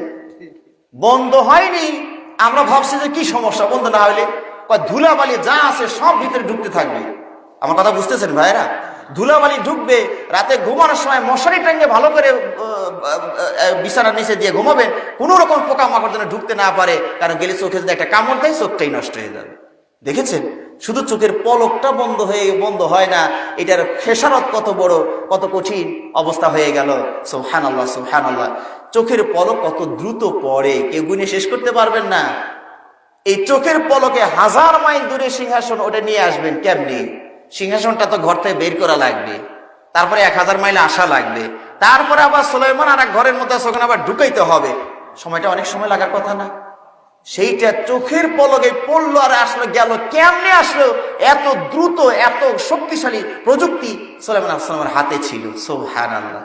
স্বর্ণ রূপা হীরামণি দরকার হলে দুষ্ট জিন শয়তানকে বলে, ডোক সাগরে খোঁজ, দেখ কোন জায়গায় আছে, খুঁজে বের করে নিয়ে আয়, তাড়াতাড়ি সময় হয়ে গেল। দেখেছেন, এমন দাপট সম্পন্ন শাসক সুলাইমান আলাইহিস সালাম ছিলেন, কিন্তু মরণ তাকে ঠেকাইতে পারল না। আল্লাহর ঘর বাইতুল মাকদিস নির্মাণ করছেন, নির্মাণ কাজে সহযোগিতা করছে দুষ্ট জিন আর শয়তান। সুলাইমান আলাইহিস সালামের হায়াত শেষ হয়ে গিয়েছে, কাজ এখনো বাকি আছে। আল্লাহ রাব্বুল আলামিনও জানছেন সুলাইমান যদি এই মুহূর্তে তার হায়াত যেহেতু শেষ নিয়ে চলে যায়, তাহলে দুষ্ট জিন শয়তান আর কাজ করবে না। কথা বুঝলেন না? বুঝলেন না? দুষ্ট জিন শয়তান কাজ করবে না। হেড মিস্ত্রি সুলাইমান যদি মরে যায়, তাহলে দুষ্ট জিন শয়তান আর ফিলিস্তিনের মসজিদ বাইতুল আকসা, মসজিদ আকসা আর নির্মাণ করবে না। কি করলেন আল্লাহ রাব্বুল আলামিন? কৌশল করলেন, হায়াত শেষ কৌশল করলেন। সুলাইমান আলাইহিস সালাম লাঠির উপরে দাঁড়িয়ে থাকলেন, তার রূহ কবজা হয়ে গেল। কতদিন তিনি এভাবে দাঁড়িয়েছিলেন, জিন শয়তানরা আরো কাজের গতি বাড়িয়ে দিল। হায় হায়, আগে তো একটু বাড়িতে গেছে, এখন বাড়িতেও যায় না, চোখের মটকও ফেলায় না, সে আছে তাড়াতাড়ি কাজ করো নাহলে মার দিবে। ওরা ভয়ে কাজের গতি আরো বাড়িয়ে দিয়েছে। আমার কথা বুঝতেছেন? সুলাইমান আলাইহিস সালাম যে লাঠি ভরে দাঁড়িয়েছিলেন, সেই লাঠিটা ওই যে উলু পোকা, উই পোকা, রুই পোকা, আঞ্চলিক ভাষা যাই বলেন, ওইটা খেয়ে যখন শেষ করে দিয়েছে, কাজও শেষ, উলু পোকারও উই পোকারও মিশন শেষ। তিনি ধপাস করে পড়ে গেলেন। সুলাইমান আলাইহিস সালাম বাইতুল মাকদিসের কাজ কিন্তু শেষ, ধপাস করে পড়ে গিয়েছিল। এটা আমার কথা নয়, হাদিসের কথা নয়, কোরআনের কথা। আল্লাহ রাব্বুল আলামিন বলেন, মা দাল্লাহুম আলা মাউতিহি ইল্লা দাব্বাতুল আরদি তাকুলু মিন সাআতা। আল্লাহ রাব্বুল আলামিন বলেন, সুলাইমান এখানে মরে দাঁড়িয়ে আছেন, কেউ তাদেরকে বুঝতে দিল না, বুঝতেও পারলো না মরে আছে মানুষ, জিনও টের পেল না। এই জন্য বলি ভাইরা, জিনটা গায়েব জানে না। হ্যাঁ, অনেক সময় ফকিররা বলেন, জাদুকরদের আশ্রয় আপনারা নেন, ভাই আমার যিনি হারিয়ে হেরে গেছে উনি বের করে দিতে পারবে। এতই যদি সোজা হতো, তাহলে তো ওই বাংলাদেশের অনেকগুলো মন্ত্রণালয়ের ভিতরে একটা মন্ত্রণালয় থাকলো গায়েব মন্ত্রণালয়, ঠিক না বেটি? আর এখানে কোনো নির্বাচন হতো না, ওই পদে কোনো মানুষ ইলেকশন করতো না, ওটা সিলেকশন হইতো। দেখো তো কোন বাবা এই সবচেয়ে বেশি গায়েবের খবর দিতে পারে, ওরই ওখানে বসাও। কথা ঠিক না বেটি? আপনার মোবাইল হেরে গিয়েছে, পকেটের থেকে টাকা 1000 হারিয়ে গিয়েছে, আপনি ফকিরের কাছে গেলেন, গণকের কাছে গেলেন, ওরা হাত চালু দিল, খোরা চালু দিল, ইত্যাদি করে একজনের নাম বলে ফেললো। আপনি কিন্তু তাকে বলবেন, ওকে আগে বলবে, ভাই বলা তো যাবে না, এত নিজেদের মানুষই কামটা করছে, কি কই? কয় না, খালি চোর জানা দরকার, টাকার দরকার নাই আমার। কথা বুঝতে পেরেছেন? ভাই আপনার জামাই তো এই কাম করছে, দেখছেন? শ্বশুরে খালি মনে করেন ভদ্রলোকের মতো চলো আর পকেটে টাকা নাও, বলবে না, কিন্তু সম্পর্কে নষ্ট করে দিয়ে রাখলো, ঠিক না বেটি? সম্মানিত ভাইরা, চোর ধরার ইসলামের 2টা পদ্ধতি আছে। হয় চোর নিজে স্বীকার করবে যে ভাই আমি চুরি করছিলাম, নিছিলাম, ভুল বুঝেছে, মাফ করে দেন, নিজে টাকাটা নিয়ে নেন। অথবা 2 জন চাক্ষুষ সাক্ষী লাগবে। আমার কথা বুঝতে পেরেছেন? কিন্তু গণকেরা এইভাবে বলে দিচ্ছে, অযথা, সে অপরাধীও নয়, এটা নাম বলে দিয়েছে। এইভাবে গণকের কাছে গিয়ে গায়েব যারা জানেন মনে করেন এটা ঠিক নয়। জিনরা পর্যন্ত গায়েব জানে না, সুলাইমান মরে এখানে দাঁড়িয়ে আছে, জিন জানেও না যে মরে আছে। কথা বুঝতে পেরেছেন? যদি গায়েবের খবর কেউ জানতো, বাংলাদেশে অনেক রাজনৈতিক নেতৃবৃন্দ হারিয়ে গিয়েছে, আছে না? আছে না? অনেক মানুষ গুম হয়ে গেছে না? শুরুর দিকে অনেক হারিয়েছে, গুম হয়ে গেছেন। মালয়েশিয়ার বিমানটা কোন জায়গায় গেল, কোনো বাবা কথা কয় না। ব্যাপার কি? তাহলে ওই ছিনতাইকারীদের সাথে বাবাদের সম্পর্ক আছে তাহলে? আমার কথা বুঝতে পেরেছেন? মালয়েশিয়ার বিমান পুরোটাই হারিয়ে গেল, সারা বিশ্ব থেকে কোন জায়গায় যে গেল কেউ খুঁজে পায় না, কোনো বাবাইও তথ্য দিতে পারে না তো অমুক সাগরে ডুবছে। কথা বুঝতে পেরেছেন? জিনরা বুঝতে পারে না, এরাও গায়েব জানে না। সুলাইমান আলাইহিস সালাম পড়ে গিয়েছেন, তাবায়্যানাতিল জিন্নু আল্লাউ কানু ইয়ালামুনাল গায়বা মা লাবিসু ফিল আযাবিল মুহিন। তখন তারা আফসোস করে বলেছিল, যাহার একটু যদি গায়েব জানতাম তাহলে কষ্ট করে এই কাজ আর করতাম না। সুলাইমান যে মরে দাঁড়িয়ে আছে এইটুক যদি খালি বুঝতে পারতাম তাহলে কষ্ট করে এই এত বড় দায়িত্ব নিয়ে এই কাজটা করতাম না। আমি যে জিনিসটা আপনাদেরকে বোঝাতে চাচ্ছি ভাইয়েরা, সুলাইমান আলাইহিস সালাম আল্লাহর নবী, আল্লাহর ঘরের কাজে নিয়োজিত। আল্লাহ ইচ্ছা করলে কি 2 বছর হায়াত বাড়িয়ে দিতে পারতেন না? কি বলেন ভাইয়েরা, পারতেন না? আমারই ঘর তো তুমি নির্মাণের দায়িত্ব পালন করছো, যাকগে 2 বছর হায়াত বাড়িয়ে দিই, কাজটা হয়ে যাক, তুমিও থাকো। কিন্তু সময় শেষ হয়ে গেলে এদিক ওদিক হওয়ার সুযোগ নাই। আমার কথা বুঝতে পেরেছে? আল্লাহ কোরআনে বলে দিয়েছেন, ইফাইদা জা আজালুহুম লা ইস্তাখিরুনা সাআতাও ওয়া লা ইস্তাকদিমুন। সময় যখন এসে যাবে ভাইরা, এই যে আজকে যাবেন শুবেন, শোয়ার দোয়াটা মনে আছে? কি বলবেন বলেন তো? আল্লাহুম্মা বিসমিকা আমুতু আমুতু আমুতু ওয়া আহইয়া। আল্লাহ, এই যে আপনার নাম নিয়ে মরে গেলাম। কি করলেন বলুন না, কি করলেন? এই যে একটু পরে মরে যাবেন। ঘুমটাও অর্ধেক মৃত্যু, ঘুমটাও অর্ধেক মৃত্যু। আল্লাহ হয়তো কিছু সে আইটেম নিয়ে যান আর কিছু রেখে যান। কথা বুঝতে পেরেছেন? ঘুম থেকে ওঠার সময় ওই যে বললেন, আল্লাহ আপনার নামই মরে গেলাম, আবার আপনার নামই জিন্দা হব। আল্লাহ যদি আর ফেরত না দেন তাহলে চলেই গেলেন, আর ফিরে আসলেন না। আগামীকালের প্ল্যান অনেক ভেস্তে চলে গেল। অনেক কিছু প্ল্যান করেছিলেন, সব করবেন, কিন্তু রাতেই আপনার রূহ চলে গেল, আর ফেরত আসবে না। সম্মানিত ভাইরা, এই রূহ আমার আপনার ভিতরে প্রবেশ করেছে একটা সময় নিয়ে, চিরদিনের জন্য আসেনি ভাইরা। ও একটা মেয়াদের চাকরি করে। কথা বুঝতে পেরেছেন? এই ড্রাইভারের একটা মেয়াদ আছে। দুনিয়ার ড্রাইভারের মেয়াদ শেষ হলে অফিসে গেলে রেনু করা যায়, নবায়ন করা যায়, মেয়াদ বাড়ানো যায়। আমার আপনার দেহের ভিতরে যে ড্রাইভার থাকে তার নিয়ে মেয়াদ বাড়ানো যায় না। কোনো অফিস নবায়ন করতে পারবে না। সময় শেষ হয়ে যাবে, আল্লাহর একটা ডাক দিবেন, চলে যেতে হবে। সম্মানিত ভাইরা, এই রূহ আমার আপনার দেহের ভিতরে যেটা আছে, এ কিন্তু দেহ আছে, এই রূহের দেহ আছে, বডি আছে, সম্বোধন বোঝে, সব কিছু আছে, কিন্তু আমরা কেউ তারে খুঁজে পাই না। আপনি এখনই এক্সরে, আপনার পায়ের হাঁটুর ভিতরে এই জায়গায় ব্যথা, এক্সরে করলে ধরা পড়বে যে কেন এখানে ব্যথাটা হচ্ছে। পায়ের ভিতরে কালো এক জায়গায় রক্ত জমাট বেঁধে কালো হয়ে গিয়ে ব্যথা হচ্ছে, ঠিক না ব্যাঠি? ক্যালসিয়ামের ভিতর পর্যন্ত এক্সরে মেশিন খুঁজে বের করে দিতে পারবে যে আপনার কি হয়েছে, কোথায় সমস্যা, ঠিক না ব্যাঠি?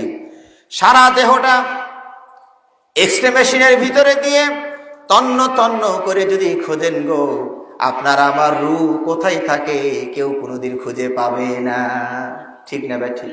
কোন এক্সরে মেশিন এটারে বের করতে পারবে না। আছে, দেহের ভিতরে আছে মালাকুল মউত। এই রূহের দেহ আছে, বডি আছে। দলিল সহই বলি, মালাকুল মউত আপনার আমার মরণের সময় মাথার পাশে এসে বসবেন। যদি আমি আপনি মুমিন হই, মাথার পাশে এসে বলে সম্বোধন করবেন, ইয়া আইয়াতুহান নাফসুত তাইয়্যিবা, অপবিত্র রূহ আত্মা, সময় শেষ, চলে আসো আল্লাহর ক্ষমা রহমতের দিকে চলে আসো। আওয়াজ শোনা মাত্র রূহটা ছুটে বের হয়ে আসবে, খুব দ্রুত চলে আসবে, মালাকুল মউতের হাতে পড়বে। এখান থেকে থাবা দিয়ে ফেরেশতারা নিয়ে কাফনের জান্নাতে, কাফর জান্নাতের সুগন্ধির ভিতরে ধরে নিয়ে আকাশ সফরে রওনা করবে। আমি বুঝাতে চাচ্ছি, রূহ তার সম্বোধন বোঝে। এই রূহ চলে আসেন, ডাক দিছে, আমরা আসছি নিতে, আপনি চলে আসুন। রূহ ডাক বুঝেছে, চলে আসবে। পাপিষ্ট বান্দা হলে ছুটাছুটি করবে 60 সেকেন্ড, 60 সেকেন্ড, 3-3.5 হাত বডির ভিতরে ছুটাছুটি করবে। বর্ডার কোথাও ফাঁকা আছে কিনা, যাওয়া যায় কিনা, অন্য জায়গা অন্য দেশে যাওয়া যায় কিনা, কিন্তু বর্ডার আর ফাঁকা নাই। মালাকুল মউত যখন দেখবে সোজা আঙ্গুলে ঘি ওঠে না, ডাক দিলেও আসে না, এমন কষ্ট দিয়ে বের করবেন যে আল্লাহ নবী সাল্লাল্লাহু আলাইহি ওয়াসাল্লাম বলছেন, একটা লোহা যদি আগুনে তাপ দেন তো কি হয়, লোহার কালার আর আগুনের কালার যখন এক হয়ে যায়, তাই না? এই লোহার চামড়া, ভেজা চামড়া, ছাগলের চামড়া যদি ভেজা চামড়া দিয়ে লোহার এরকম চাপ দিয়ে এরকম টান মারেন, কি অবস্থাটা হবে? চামড়াটার কি অবস্থা হবে? স্যার করে উঠবে পুরাটা। ঠিক কাফের বেঈমানের আত্মাকে এরকম নির্মম ভাবে ফেরেশতা বের হবি না, তা বের হ, কষ্ট দিয়ে ছিঁড়িয়ে বের করে নিয়ে আসবে। তাহলে রূহের দেহ আছে না নাই? হাদিসে পাওয়া যায় দেহ আছে, মালাকুল মউত হাতে নেয়, এখান থেকে আবার আর ফেরেশতারা নেয়, এখানে কাপড়ে জড়িয়ে উপরে নিয়ে যায়, এর দেহ আছে, বডি আছে, কিন্তু ধরা ছোঁয়ার বাইরে। করোনা ভাইরাসেরও দেহ আছে, বডি আছে, আমরা কয়জন ধরতে পারি কত দেখি? কেউ ধরতে পারি? তাহলে অদৃশ্যের যে একটা ক্ষমতা আছে, তা করোনা ভাইরাসই একটা প্রমাণ যে এর একটা ক্ষমতা আছে। অত্যাধুনিক মেশিন ছাড়া এর খুঁজেই পাওয়া মুশকিল যে গলার এখানে নাকের মধ্যে কোন জায়গায় থেকে ডিস্টার্বটা দিচ্ছে, খুঁজেই পাওয়াই মুশকিল। শত্রু যদি চিহ্নিত করতে না পারেন, বাড়ি দিবেন কোন জায়গায়? কথা বুঝতে পেরেছেন? এমন জায়গায় গিয়ে পজিশন নিয়ে নিল যে কি দিয়ে ওরা তখন তো তাড়াইবেন, একটা ওষুধ খেয়ে তোকে গুঁতো মেরে ওরা মারবেন, ওই রাস্তাঘাট তো চেনা লাগবে, কোন জায়গায় ও আছে বোঝা লাগবে। কথা ঠিক না বে? ঠিক। অদৃশ্যর শক্তি আছে। সম্মানিত ভাইরা, এই রূপ যে কোনো সময় আপনার আমার ভিতরে চলে যাবে। নবী রাসূলগণ চলে গিয়েছেন, দাউদ আলাইহিস সালাম চলে গিয়েছেন, আইয়ুব আলাইহিস সালাম চলে গিয়েছেন, আমাদের নবী চলে যান নাই? আমাদের নবীও চলে গিয়েছেন। ওয়া মুহাম্মাদুন ইল্লা রাসূলুন ক্বাদ খালাত মিন ক্বাবলিহির রাসূল। এই আয়াতেও নবী চলে যাবেন, এটাই বলা হয়েছে, ইন্নাকা মাইয়িতুন ওয়া ইন্নাহুম মাইয়িতুন, আপনিও মরবেন, তারাও মরবে, এই কথাগুলো বলা হয়েছে। নবী সাল্লাল্লাহু আলাইহি ওয়াসাল্লাম মারা গিয়েছেন। এক কথায় আমার বক্তব্য আমি শেষ করে দিচ্ছি, আমরা সবাই মরে যাব। আজকের আলোচনার উদ্দেশ্য হলো ভাইরা, আল্লাহ নবী সাল্লাল্লাহু আলাইহি ওয়াসাল্লাম বলেছেন আকসিরু যিকরা হাদিমিল লাযাতিল মাউত, মানে ভোগ বিলাসের মূলে কুঠারাঘাতকারী মৃত্যুর কথা বেশি বেশি স্মরণ করো। আপনি যদি মরণের কথা বেশি বেশি স্মরণ করেন, আপনার দ্বারা পাপ হওয়া সম্ভব নয়। এক বাদশা শুধু পাপ হয়, কোনোভাবেই পাপ থেকে বাঁচতে পারছেন না, রাজা। তো একজন আলেম পরামর্শ দিয়েছেন যে আপনি দৈনিক 100 বার মরণের কথা স্মরণ করবেন। কিসের কথা বলুন না, কিসের কথা? কতবার? তো বাদশাহ রাজা 100 দানার একটা তসবিহ বানিয়ে নিয়েছেন, সিংহাসনে ঝুলিয়ে রাখে। সিংহাসনে বসেই টানে, আমাকে মরতে হবে, আমাকে মরতে হবে, আমাকে মরতে হবে, আমাকে মরতে হবে, মরবো মরবো মরবো মরবো মরবো মরবো মরবো মরবো মরবো 100 বার বলে রেখে দেয়।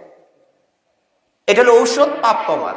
কথা বুঝতে পেরেছেন? ওজিফা দিয়েছে আলেম, আমল দিয়েছে, কিন্তু আমলের গতি না বাড়লো, পাপের গতি না বাড়লো, কমার কোনো লক্ষণ নাই। আমার কথা বুঝতে পেরেছেন? তালেমকে আবার ডেকেছেন, হাই মিয়া আপনি কি তসবিহ দিয়েছেন, কি আমল দিয়েছেন? আমি তো ঠিকই জপছি মরণের কথা, কিন্তু পাপ থেকে তো বাঁচতে পারছি না। তখন আলেমে দেখলেন যে সব কথা সব জায়গায় সমান তালে বলা যায় না। এখন যদি আমি বলি, আলেম বলেন যে আমার তসবিহ ঠিক আছে, আপনার আমলই ঠিক নাই, তাহলে তো আমার অবস্থা খারাপ করে ফেলবে। রাজা তো রাগ করে দিতে পারে, বেটার জেলে ধরবো, আরে ফাঁসি ঝুলাই, তাহলে মুশকিল। তো সব কথা সব জায়গায় সমান তালে বলা যায় না, পরিবেশ পরিস্থিতি বুঝে কথা বলতে হয়। তো কথা একটা ঘটনা মনে পড়ে গেল, এটা কোরআন হাদিস না, এমনি চুটকির মতো। বলছে বাঘ, সিংহ আর শিয়াল তিনজনে মিলে 3টে শিকার করছে, একটা গরু, একটা ছাগল, একটা খরগোশ। এখন বাঘ, সিংহ বলছে যে শোনো, আমরা 3জন মিলে একটা কাজ করছি, কিন্তু আমার একটা অভ্যাস আছে, ইনসাফ ভিত্তিক সুষ্ঠু একটা বন্টন না হওয়া পর্যন্ত আমার কিন্তু খাওয়ার অভ্যাস নেই। তাহলে কে কোনটা খাবে? এই বাঘ, তুই একটু ভাগ করতো। তখন বাঘে ভাগ করছে, রাজা মশাই, আপনি বনের রাজা, দেহটাও বড়া, আপনি গরুটা খান, আর আমি যেহেতু মেজো, আমি ছাগলটা খাই, আর শিয়াল যেহেতু ছোট, হেই বেটায় খরগোশটা খা।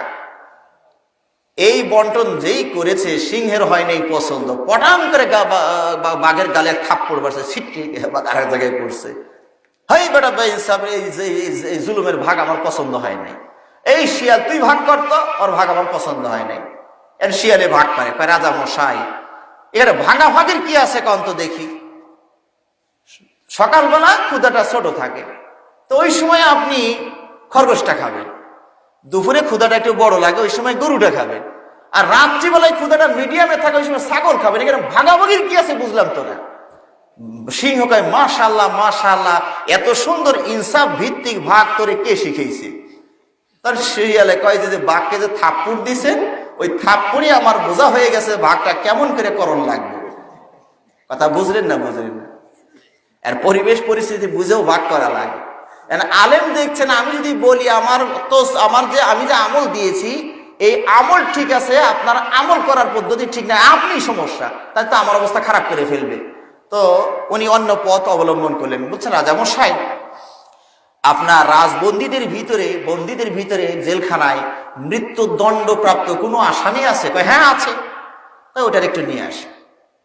তিনি আসার পরে বাদশার অনুমতি নিয়ে বললেন, রাজামশাই আপনি যদি অনুমতি দেন, যেহেতু মৃত্যুদণ্ডপ্রাপ্ত আসামি যে কোনো সময় তারা মেরে ফেলা যাবে, তো আজকে রাত 12টার সময় ওরে ফাঁসি দেওয়া হবে। আপনি অনুমতি দিলে আমার এই ঘোষণা ফাইনাল হয়ে যাবে। তো রাজামশাই বললেন, আচ্ছা ঠিক আছে, ওরে আজ রাত 12টা 1 মিনিটে ফাঁসি দেওয়া হবে। ওরে নিয়ে গেলেন। নিয়ে যাওয়ার পরে বলে দেওয়া হয়েছে, ও যা যা চায়, যা যা করতে বলে, যা যা খেতে চায় সব তারে দিয়ে দিও। এই ছেলেটা, লোকটা, যুবক মানুষ, এই যে কান্না শুরু হয়ে গেল, চোখের পানি জর্জর করে পড়ছে, দাড়ি ভিজে যাচ্ছে, টপ টপ করে পানি পড়ছে, আর শুধু স্মরণ করছে, এই তো আর কয়েক ঘন্টা আছে, এই তো আর কয়েক না, আমার ছেলেটার কি হবে, আমার বেবিটার কি হবে, আমার মা কাঁদতে কাঁদতে অজ্ঞান হয়ে যাবে, হার্ট ফেল করবে। সারাটা ক্ষণ শুধু কাঁদছে আর কাঁদছে। পোলাও কোরমা দেওয়া হলো যে মরেই যেহেতু যাবা একটু খেয়ে এলো, পোলাও কোরমায় হাত দেয় না। মদ দিয়ে দেওয়া হলো যে মরেই যেহেতু যাবা, খেয়ে একটু আনন্দ মজা করেই যাও, মদে হাত দেয় না, খালি কাঁদে আর কাঁদে। পরমা সুন্দরী একটা নারীও দিয়ে দেওয়া হলো ঘরের ভিতরে, যাক গে তুমি মরেই যেহেতু যাবা, শেষ মজাটা নিয়েই যাও। নারীর দিকে হাত দেওয়া তো দূরের কথা, চেয়েও দেখে না, শুধু কাঁদে আর কাঁদে।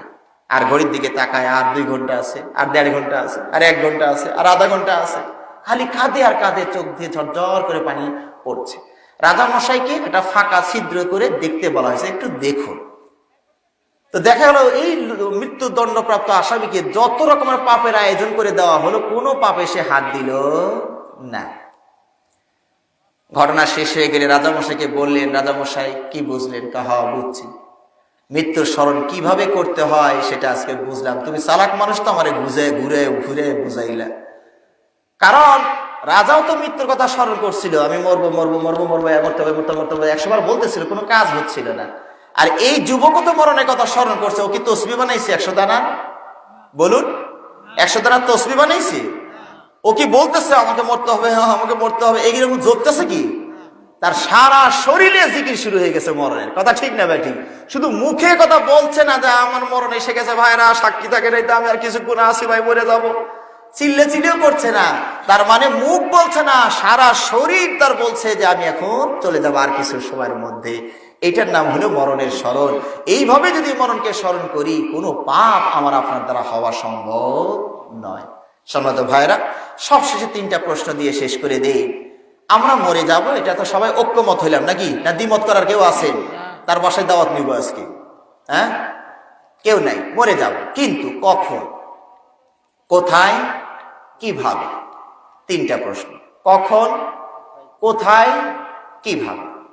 এই 3টা জিনিস আল্লাহ আমাদের থেকে গোপন রেখেছেন। কথা বুঝতে পেরেছেন? আর এর গোপনের রাখার মাঝে আমাদের জন্য কি আছে? কল্যাণ আছে। কেমনি? যদি আপনি জানেন আজকে ডিসেম্বরের 18 তারিখ, 19 তারিখ মনে পড়ে গেল, 19 তারিখ, আপনাকে যদি বলে দেওয়া হয় যে এই ডিসেম্বরে, যে জানুয়ারির 1ম তারিখে আপনি মারা যাবেন, আপনার অবস্থাটা কি হবে বলুন তো দেখি? আপনি যদি ভালো মানুষ হন, তাহলে কান্না আর কান্না শুরু হয়ে যাবে, ভাই এই দেখো আর নাই সময়, যারই ধরবে জড়িয়ে ধরে কান্না শুরু, ভাই মাফটা করে দিও ভাই, এটা আসি কয়েকদিন, তারপর তো চলে যাচ্ছি তোমাদের থেকে। সারাটা ক্ষণ কাঁদবে, পোলাও কোরমা, স্ত্রী পুত্র কিছুই আর তার ভালো লাগবে না, ঠিক না ভাই? ঠিক। তাহলে তার জীবনটা অস্বাভাবিক হয়ে গেল। এখন আল্লাহ গোপন রাখছেন, জানেন না, সময় মতো চলে যাবেন, আপনার এই অতিরিক্ত কষ্টটা আপনার উপরে চাপলো না, ঠিক না ভাই? ঠিক। আর যদি কেউ সন্ত্রাসী জানে, কোন সন্ত্রাসী খুনি, ও যদি জানে যে আমার মরণ হইল 2050 সালে, কয় সালে? 50 সালে, তাহলে ও খুন করতে গেলে আর কাউকে ভয় করবে? কি বলেন, ভয় করবে? র্যাব, পুলিশ সব অস্ত্রে তাক করে আছে, কয় তোমাকে ও গুলি আমার কিচ্ছু হবে না, আমার হায়াত হলো 50 সাল পর্যন্ত, তুমি গুলি না থেকে কি করবা, করো, কোনো কাম হবে না। ও আরো নির্ভীক হয়ে গিয়া যেখানে সেখানে যারে মন চাইতো খালি কোবাইতো। আরে আমার হলো 50 সাল পর্যন্ত তারিখ, শেষের 1 বছরে ভালো হয়ে ফেরেশতা আল্লাহ কাছে বাপটাপ নিয়ে তারপরে যাবো, আগে মেরে লই সবগুলোকে মেরে সাইজ ফিরলে।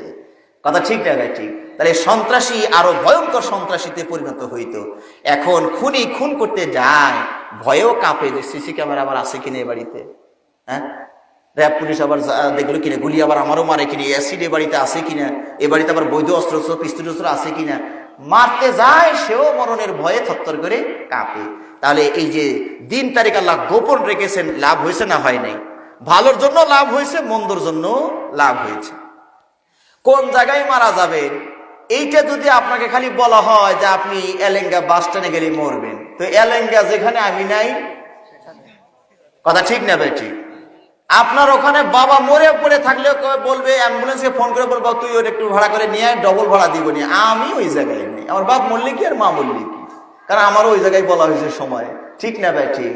তাহলে আপনার যতই সুযোগ সুবিধা থাক, আপনি এলেঙ্গার আর কোনোদিন যাবেন না, তাহলে সমস্যা হইতো না?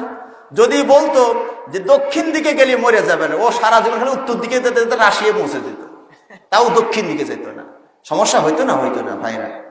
তাহলে এই যে কখন মারা যাবেন, কোথায় মারা যাবেন, আল্লাহ গোপন রেখে আমার আপনার ভালোই করেছেন, মন্দ করেননি। কিভাবে মারা যাবেন, কিভাবে, কার মরণটা কিভাবে হবে? দেখুন, কেউ গাড়ি অ্যাক্সিডেন্ট করে চাপা খেয়ে মরে যাচ্ছে, কেউ গাছ থেকে পড়ে মরে যায়, কেউ কারেন্টের শক খেয়ে মারা যায়, তাই না?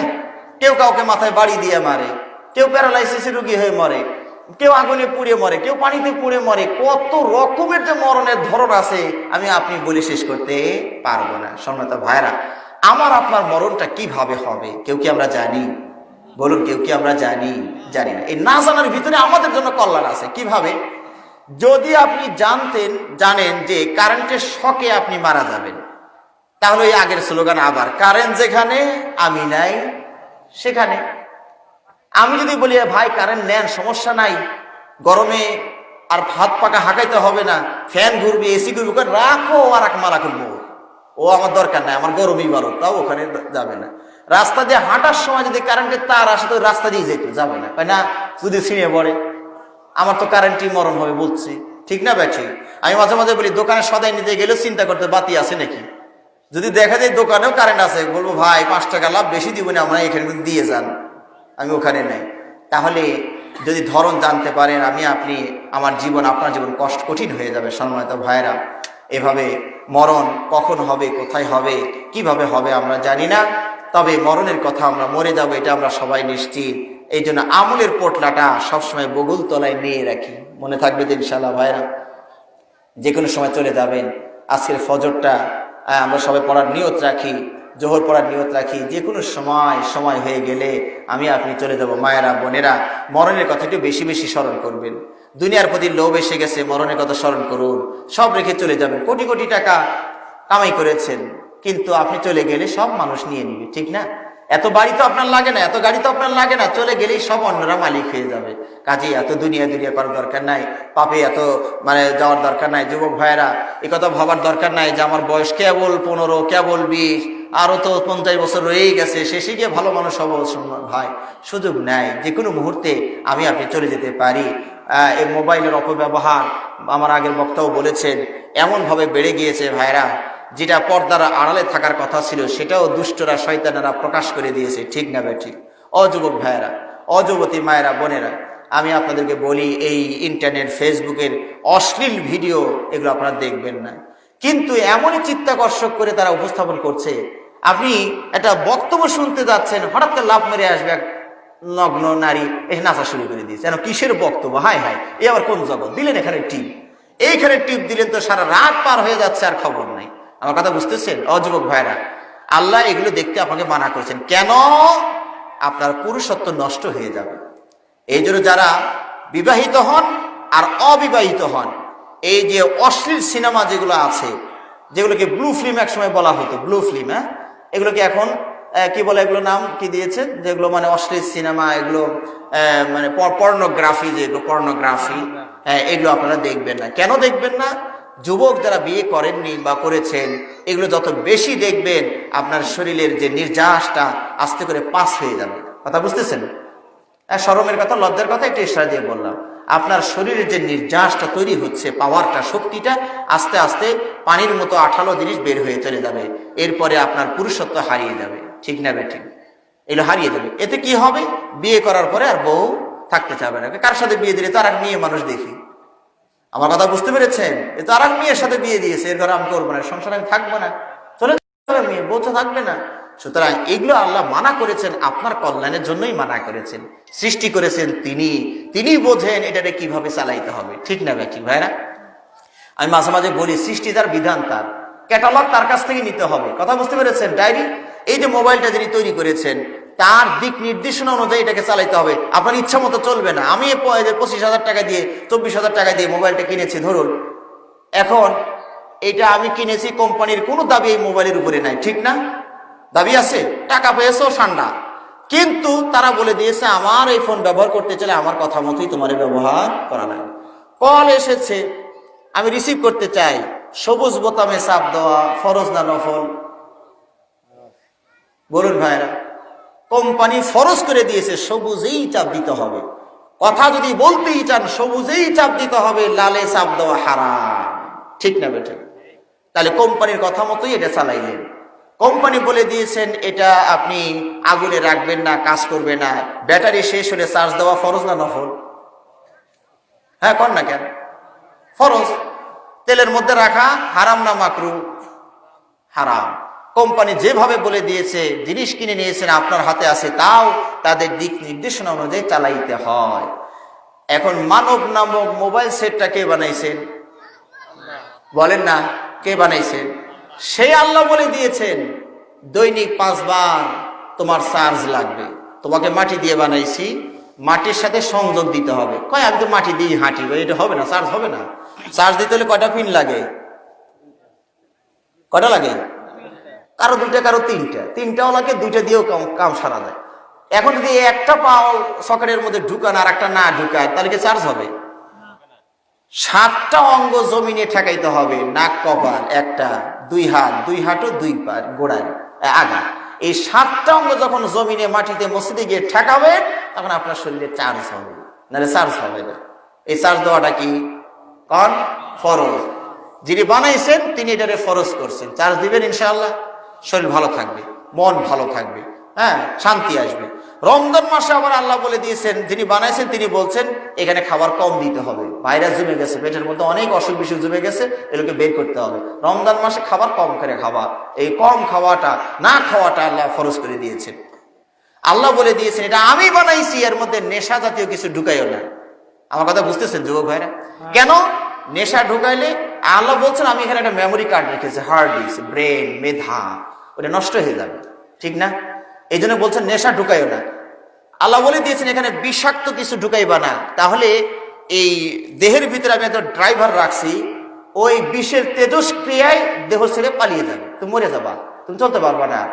তাহলে তৈরি করেছেন যিনি, কথা শুনতে হবে তার, তৈরি যার, কথা তার। মনে থাকবে যুবক ভাইরা? মনে থাকবে ইনশাআল্লাহ। আচ্ছা, আল্লাহ আপনাকে মদ খেতে, নেশা করতে মানা করে দিয়েছেন, এটা আল্লাহর লাভ কি কন্ত দেখি? আপনি খান বা না খান, আল্লাহর লাভও নাই, লসও নাই। কথা ঠিক না ভাই? ঠিক নাকি? আল্লাহর কোনো সমস্যা? আল্লাহ কোনো সমস্যা নাই। আল্লাহ সাজদা দিতে বলেছেন, পৃথিবীর একটা মানুষও যদি সাজদা না দেয় আল্লাহর কি লস হবে? আর সবাই যদি সাজদা দেয় আল্লাহর কি লাভ? তাহলে যা আল্লাহ নির্দেশ করেছেন আপনি এইটুকু বিশ্বাস রাখুন। মায়েরা, বোনেরা যারা কথাগুলো শুনছেন, এইটুকু বিশ্বাস রাখুন আল্লাহ আপনার ভালোর জন্যই কোনোটা করতে বলেছেন, কোনোটা ছাড়তে বলেছেন। কথা ঠিক না ভাই? ঠিক। এই ঈমান, বিশ্বাস আল্লাহ আমাদেরকে মজবুত করে দিন বলে আমিন। মা বোনরা যারা আছেন, পর্দা আল্লাহ ফরজ করে দিয়েছেন, এটা করবেন, আপনার লাভের জন্যই এটা করবেন, আল্লাহর কোনো লাভ নাই, আপনার লাভ। কেমনে? আমরা কিন্তু অনেক জিনিস প্যাকেটের মধ্যে রাখি, এই যে চিপস, পটেটো চিপস কেনেন না, এটা কি পর্দাওয়ালা না পর্দা ছাড়া? সবাই একমত তো? কেন তা আপনারা এত জালেম কেন? পটেটো চিপসটা কি অপরাধ আপনার করছে যারা পর্দার মধ্যে ঢুকাইছেন? কি অপরাধ করছে? তারা এত কষ্ট দিচ্ছেন কেন? প্যাকেটের মধ্যে আর শ্বাস প্রশ্বাস সব বন্ধ করে রাখছেন। কয় তো উল্টা পাল্টা কথা, কারণ ও যদি খুলে ফেলে দেই তো নরম হয়ে যাবে, ফুসফুসে হয়ে যাবে, খেয়ে তো বাচ্চারা মজা পাবে না, তাই না? কি বলেন? নরম হয়ে যাবে। তাহলে ওইটাকে গরম রাখার জন্য, মজবুত শক্ত রাখার জন্যই প্যাকেটের মধ্যে পর্দার ভিতরে রাখতে হয়, না হলে এটা নষ্ট হয়ে যাবে, নরম হয়ে যাবে, ফুসফুসা, খেয়ে মজা পাওয়া যাবে না। নারীরা ঠিক এরকমই, পর্দার ভিতরে থাকবেন ঠিক থাকবে, পর্দার বাইরে থাকবে নরম হয়ে যাবে, যে কেউ এটা ইউজ করতে পারে। কথা বুঝতে পারলেন না? পারলেন না? তো এইটা পর্দা আপনার কল্যাণের জন্যই করতে বলেছেন। আমি মাঝে মাঝে বলি, কলার গায়ে পর্দা আছে না নাই? আপনাদের এলাকায় নাই? আছে। কলা পর্দার ভিতরে থাকে। এখন যদি কোনো ব্যবসায়ী মনে করে যে আমার ক্রেতা কষ্ট করে সিলে খাবে, তার চেয়ে উনি সিলেই যদি বাজারে বিক্রি করে নিয়ে আসে, যে এলেঙ্গার বাজারে না, যে বল্লা বাজারে, কেউ কিনবেন? কেন? আপনার কি চোষাশাও খাওয়ার লোক নাকি? সিলেই তো খাবেন। কেন খাবেন না? কত ধুলা বালি মশা মাছি পড়ছে, ও আমরা খাবো না। দোকানদার ভাবলো হায় হায়, কলার পর্দা খুললে যে এই দশা হয়, আগে বুঝলে তো এই কাম করতাম না, উপকার করতে গিয়ে ক্ষতি করে ফেললাম। দোকানদার যদি এখন বলে ভাই যা হবার তো হয়েছে, আপনারা একটা একটা করে নিয়ে নদীতে গাড়ে ফেলে দিয়ে আমার বোঝাটা একটু হালকা করে দেন, খালিটা ফেরত নিয়ে যায়, জনগণ তাও বলে 2 টাকা দেওয়া লাগবে, প্রতি পার পিস 2 টাকা। কেন? ওই পচা কলা, ধুলাবালি, ভাইরাসলা কলা ফেলে দিতে গিয়ে 2 টাকা সাবান লাগবে, ওটাও তোমারই দেওয়া লাগবে। কি ক্ষতিটা হইলো দেখছেন পর্দা খোলার কারণে? মাল তো বিক্রি হইলই না, উল্টা আরো দিয়ে ফেলার লাগে, টাকা পয়সা দিয়ে ফেলার লাগে। আজকে মা বোনদের অবস্থাটা ঠিক এরকম হয়েছে। পর্দা না থাকার কারণে এটার কোনো দাম নাই, ঠিক কিনা? দাম নাই, উল্টা আরো 1 লাখ দেওয়া লাগে। কথা বুঝলেন না? বুঝলেন না? ইঙ্গিতে সারা। বিয়ের পিড়িতে বসাইলে এ মাল কয়, এ মাল তো চলে না, কি করতাম বাবা, আমি কি করবে, মাল বিক্রি করতে মানুষ টাকা পায়, এ উল্টা আরো মালও দেওয়া লাগে, আবার টাকাও দেওয়া লাগে। এরকম লসের ব্যবসা তো কোনোদিন কেউ করে না, কিন্তু আমরা সবাই এটা করি। কয় মাল চলে না, পাশে একটা হুন্ডা দেন, তারপরে দেখি মাল চলে নাকি। পাশে 2 বিঘা জমি লাগান, 5 লাখ টাকা দেন, তারপরে যদি এখন মালটা চলে, তাহলে এই মালের দাম কমে গেছে না? যেখানে উল্টা পাওয়ার কথা ছিল, বিক্রি করে মানুষ পাওয়ার আশায়, আর এই মালও দিলেন ওই নাপিতের মতো, চুলও দিয়ে আসলেন, টাকাও দিয়ে আসলেন। নাপিত চুলও নিল, টাকাও নিল। এইরকম লসের ব্যবসা আমরা করি এখানে। এই জন্য আমরা বলি দেখুন, এই মা বোন সৌদি আরবে বাস করে, সৌদি আরবে তো মা বোন আছে, তাদের দাম বাড়ছে না কমছে? বিয়ে করতে গেলেই 2 লাখ রিয়াল আগে গোনা লাগে, 5 লাখ রিয়াল, নাহলে মেয়ে দিবে না। দাম আছে মেয়ের, কেন? পর্দা করে। যেখানে সে দেখা যায় না, পাওয়া যায় না, ওটার দাম বেড়ে গেছে। আর আমার বাজার, বাঙালি বাজার কমে গেছে, দাম উল্টা হয়ে গেছে। কথা বুঝলেন? তাহলে ওটাও মেয়ে, এটাও মেয়ে, শুধু বর্ডারের কম বেশির কারণে দাম এত কম বেশি হলো কেমনে? ওখানে পর্দা আছে, এখানে পর্দা নাই। সুতরাং মায়েরা যদি দামি হতে চান, পর্দায় চলে যান, দাম বেড়ে যাবে, ঠিক না? ঠিক। আর আমার যুবক ভাইরাও যদি একটু শক্ত হয়ে যায়, তাহলেও পর্দার বাজারটা ভালো হবে। যুবকরা যদি বলে পর্দা ছাড়া মেয়ে বিয়ে করতাম না, সব যুবকরা যদি, মুসলিম যুবকরা ঘোষণা দেয়, তাহলে বল্লার বাজারে যা বোরকা আছে কালকেই শেষ হয়ে যাবে। আমার আগামী বছর আবার দাওয়াত দিবে বল্লা বাজার থেকে, হুজুর আপনারই তো দরকার, ঠিক না বেঠিক? কিন্তু যুবকরা এই সাহস প্রকাশ করতে পারছে না, এরাও দুর্বল, এরাও পিওরটা চায় না, ইউজটা চায়। ইউজড যেটা ব্যবহার হয়ে গেছে, জমি তো একটু ব্যবহার হয়েছে, তো সমস্যা কি? ইমান আমল সব দুর্বল হয়ে গেছে। আচ্ছা শুনুন তো, যত্রতত্র যদি এই অনিয়ম ঘটে যায়, আল্লাহর সমস্যা কোথায়? আল্লাহর কি সমস্যা? যে যারে পারে কুকুর শুকুরের মতো ব্যবহার করলো, তা আল্লাহর কি সমস্যা? সমস্যা আপনার। আপনি একটা নারীকে নষ্ট করে দিয়েছেন, আর একজনের ঘরে চলে গেছে, আপনারটা কয়জন নষ্ট করে রাখছে, ওইটা আপনি খবর নিচ্ছেন? কেমনি খবর নেবেন? নিজে ভালো না হলে আর এক জায়গায় সমস্যা হইতেই পারে। আপনি আমি 2টারে নষ্ট করছি, দেখবেন আমারটাও আর কয়জনে নষ্ট করে দিয়েছে। বংশ কার ছেলে যে কারে বাপ ডাকছে খুঁজেই পাবেন না। কার ছেলে কারে বাপ ডাকে আল্লাহই জানে, কার ছেলে কার মিরাজ নেয়, কার জমি দখল করে আল্লাহই জানে। এই যে সতীত্ব, চরিত্র, এটা অমূল্য সম্পদ। সম্মানিত ভাইরা, আল্লাহ রাব্বুল আলামিন আমাদের জন্য শুকুরকে হারাম করে দিয়েছেন। কেন জানেন? শুকুরের একটা খারাপ চরিত্র আছে। ওর সামনে যদি ওর স্ত্রীকে আরেক শুকুরে ব্যবহার করে, ও কিচ্ছুই করবে না, কয় আমার কাম হে করে দিছে, আলহামদুলিল্লাহ। কথা বুঝলেন না? বুঝলেন না? এই হলো শুকুরের চরিত্র। আল্লাহ রাব্বুল আলামিন মুসলমানদের জন্য এই শুকুরটাকে হারাম করে দিয়েছেন, কারণ এই চরিত্রের, মুসলমানের চরিত্রের মধ্যে না ঢুকে। কথা বুঝলেন না? বুঝলেন না? এগুলো যারা খায় তাদের মধ্যে ওই চরিত্র আছে, কয় আমার কাম হে করে দিছে, আমার নড়াচড়া করা লাগলো না, তো হয়ে গেছে কাম, হে খুশি। আর মুসলমানরা খায় কি? কারণ গরু খায়, ছাগলে খায়। একটা ছাগল, মহিলা ছাগল আর গরুর যদি একটা পুরুষের দরকার হয়, ওই জায়গায় যদি আর একটা ষাঁড় থাকে, ওর সামনে আর এক ষাঁড় কাম করতে দিন, সে কন্ত দেখি এটা কবিতর বাবু, কবিতর স্বামী স্ত্রী কিছু করতে চাইলে আর এক কবিতর সে বাধা মারে, এই লজ্জা শরম না, এখানে কি করিস তারা? মুসলমানরা এমন খাবার খায় যাদের ভিতরে ওই প্রবণতা সৃষ্টি হয়ে যায়, কেউ যেন আমারটাকে টাচ না করে, এই অনুভূতি তার শরীরের ভিতরে ঢুকানো আছে, ঠিক না ভাই? ঠিক। এখন তারা শুকুরের চর্বি, শুকুরের মাংস গলিয়ে, যে কি করে এই সব পানীয় করে বলা হয় পেপসি কোকা কোলার ভিতরে ওই শুকুরের গোস্ত চর্বি খাওয়া আপনাদের মুসলমানদের খাওয়াইতেছে, যাতে করে এই অনুভূতিটা তৈরি হয়ে যায়, যা হচ্ছে হোক, কাজ তো হয়েছে একটা। এই অনুভূতি তৈরি করার জন্য শুকুরের গোস্ত, শুকুরের মাংস এটা মুসলমানদের শরীরের মধ্যে ঢুকানোর চেষ্টা করছে, না হলে পাপ বাড়ানো যাচ্ছে না। কথা বুঝলেন না? বুঝলেন না? সম্মানিত ভাইরা, আমরা যেমন খাঁটিটা চাই, আমরা যেমন একটা ভালো মেয়ে চাই, তো আমাকে তো ভালো হয়ে চলতে হবে, আমিও যেন কারো গায়ে হাত না দেই, আমিও যেন কোনোটা নষ্ট না করি। ইমাম শাফি বলেছেন এগুলো হচ্ছে ঋণ, এই ব্যভিচার এটা হচ্ছে ঋণ। আপনি যদি কোনো সময় কাজ করে থাকেন, আপনার কোনো না কোনো বংশের ভিতরে কেউ না কেউ এই ঋণ পরিশোধ করে নেবে, ঠিক না ঠিক?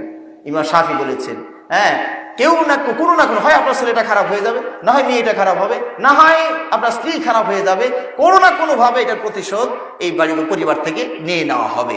এই জন্য আমরা সাবধান হয়ে যাই ভাইয়েরা। আল্লাহ আমাদেরকে বোঝার তৌফিক দান করুন, আমিন। আমরা সতীত্ব বজায় রাখার চেষ্টা করি। অশ্লীল ছবি, সিনেমা, ভিডিও এই যে যুবকদের হাতে, বাচ্চাদের হাতে এই মোবাইল দিয়েন না। এমন বিপদ হয়ে গিয়েছে, বাচ্চারা কান্না করলে এইটা ছাড়া উপায়ই নেই। আমার মোবাইল আমি পাসওয়ার্ড দিয়ে রাখি, কেউ আমার মোবাইল, এরপরে ছোট্ট ছোট্ট বাচ্চা যেগুলো আমার ঘরে আছে, মোবাইল রেখে দিয়েছি, ও চলে গেছে ওই জায়গায়, সরিয়ে দিয়েছি, কান্না শুরু করে দেয়। কি এক যে বিপদ হয়ে গিয়েছে মোবাইল, আল্লাহ ভালো জানে, আল্লাহ রক্ষা করুন। ব্রিটেনে তারা বুঝতে পেরে মোবাইল এখন বাচ্চাদের হাতে যেন না দেওয়া যায়, পড়াশোনা নষ্ট হয়ে গেল। এগুলো যারা দেখে, এই যে আমি দেখলাম তন্ময় হয়ে বাচ্চারা খালি টিপতেছে, খালি টিপতেছে, খেলতেছে, খেলাধুলা করছে। বাপ মা মারা গেলে এরা খোঁজ নিতে পারবে না, এরা কাজকর্ম করবে না, খালি সারাক্ষণ টেপাটিপির মধ্যে আছে। সব দিক থেকে ক্ষতি হয়ে যাবে ভাইয়েরা। তো অল্প করে কথাগুলো বললাম, মনে রাখার চেষ্টা করি, আমল করার চেষ্টা করি, ফজরের সালাত ঠিক মতো পড়ি, বাচ্চাদেরকে উঠাই। জাহান্নামে সালাত না পড়লে জাহান্নামে যেতে হবে, আপনারা সবাই জানেন। আপনার ছেলে জাহান্নামে যাচ্ছে, আগুনের দিকে যাচ্ছে না, আপনি কোনো ব্যবস্থা নিচ্ছেন না। হ্যাঁ ভাইরা, আমরা সাবধান হয়ে যাই, মরণের কথা বেশি বেশি স্মরণ করি, পাপ থেকে বিরত থাকতে পারবো। আল্লাহ আমাদের সবাইকে পাপ মুক্ত জীবন গড়ার তৌফিক দান করুন, আমিন। ও আখির দাওয়ানা আলহামদুলিল্লাহি আলামিন। এই মহাবির আয়োজন যারা করেছেন, যারা এতগুলো ব্যবস্থা করেছেন, অর্থ সম্পদ দিয়েছেন, আল্লাহ তাদেরকে কবুল করে নিন, আমিন। আল্লাহ আমাদের মাঝে অনেকেই অসুস্থ, আল্লাহ তাদেরকে সুস্থ করে দিন। আল্লাহ রাব্বুল আলামিন অনেকের আত্মীয় স্বজন কবরে চলে গিয়েছেন পরপরের দেশে, আল্লাহ তাদেরকে ক্ষমা করে জান্নাতুল ফিরদাউস নসিব করুন, আমিন। ও আখির দাওয়ানা আলহামদুলিল্লাহি আলামিন। মজলিস শেষে দোয়াটা আমরা সবাই বলি, সুবহানাকাল্লাহুম্মা ওয়া বিহামদিকা আশহাদু আল্লা ইলাহা ইল্লা আনতা আস্তাগফিরুকা ওয়া আতুবু ইলাইক। আসসালামু আলাইকুম ওয়া রাহমাতুল্লাহি ওয়া বারাকাতুহু।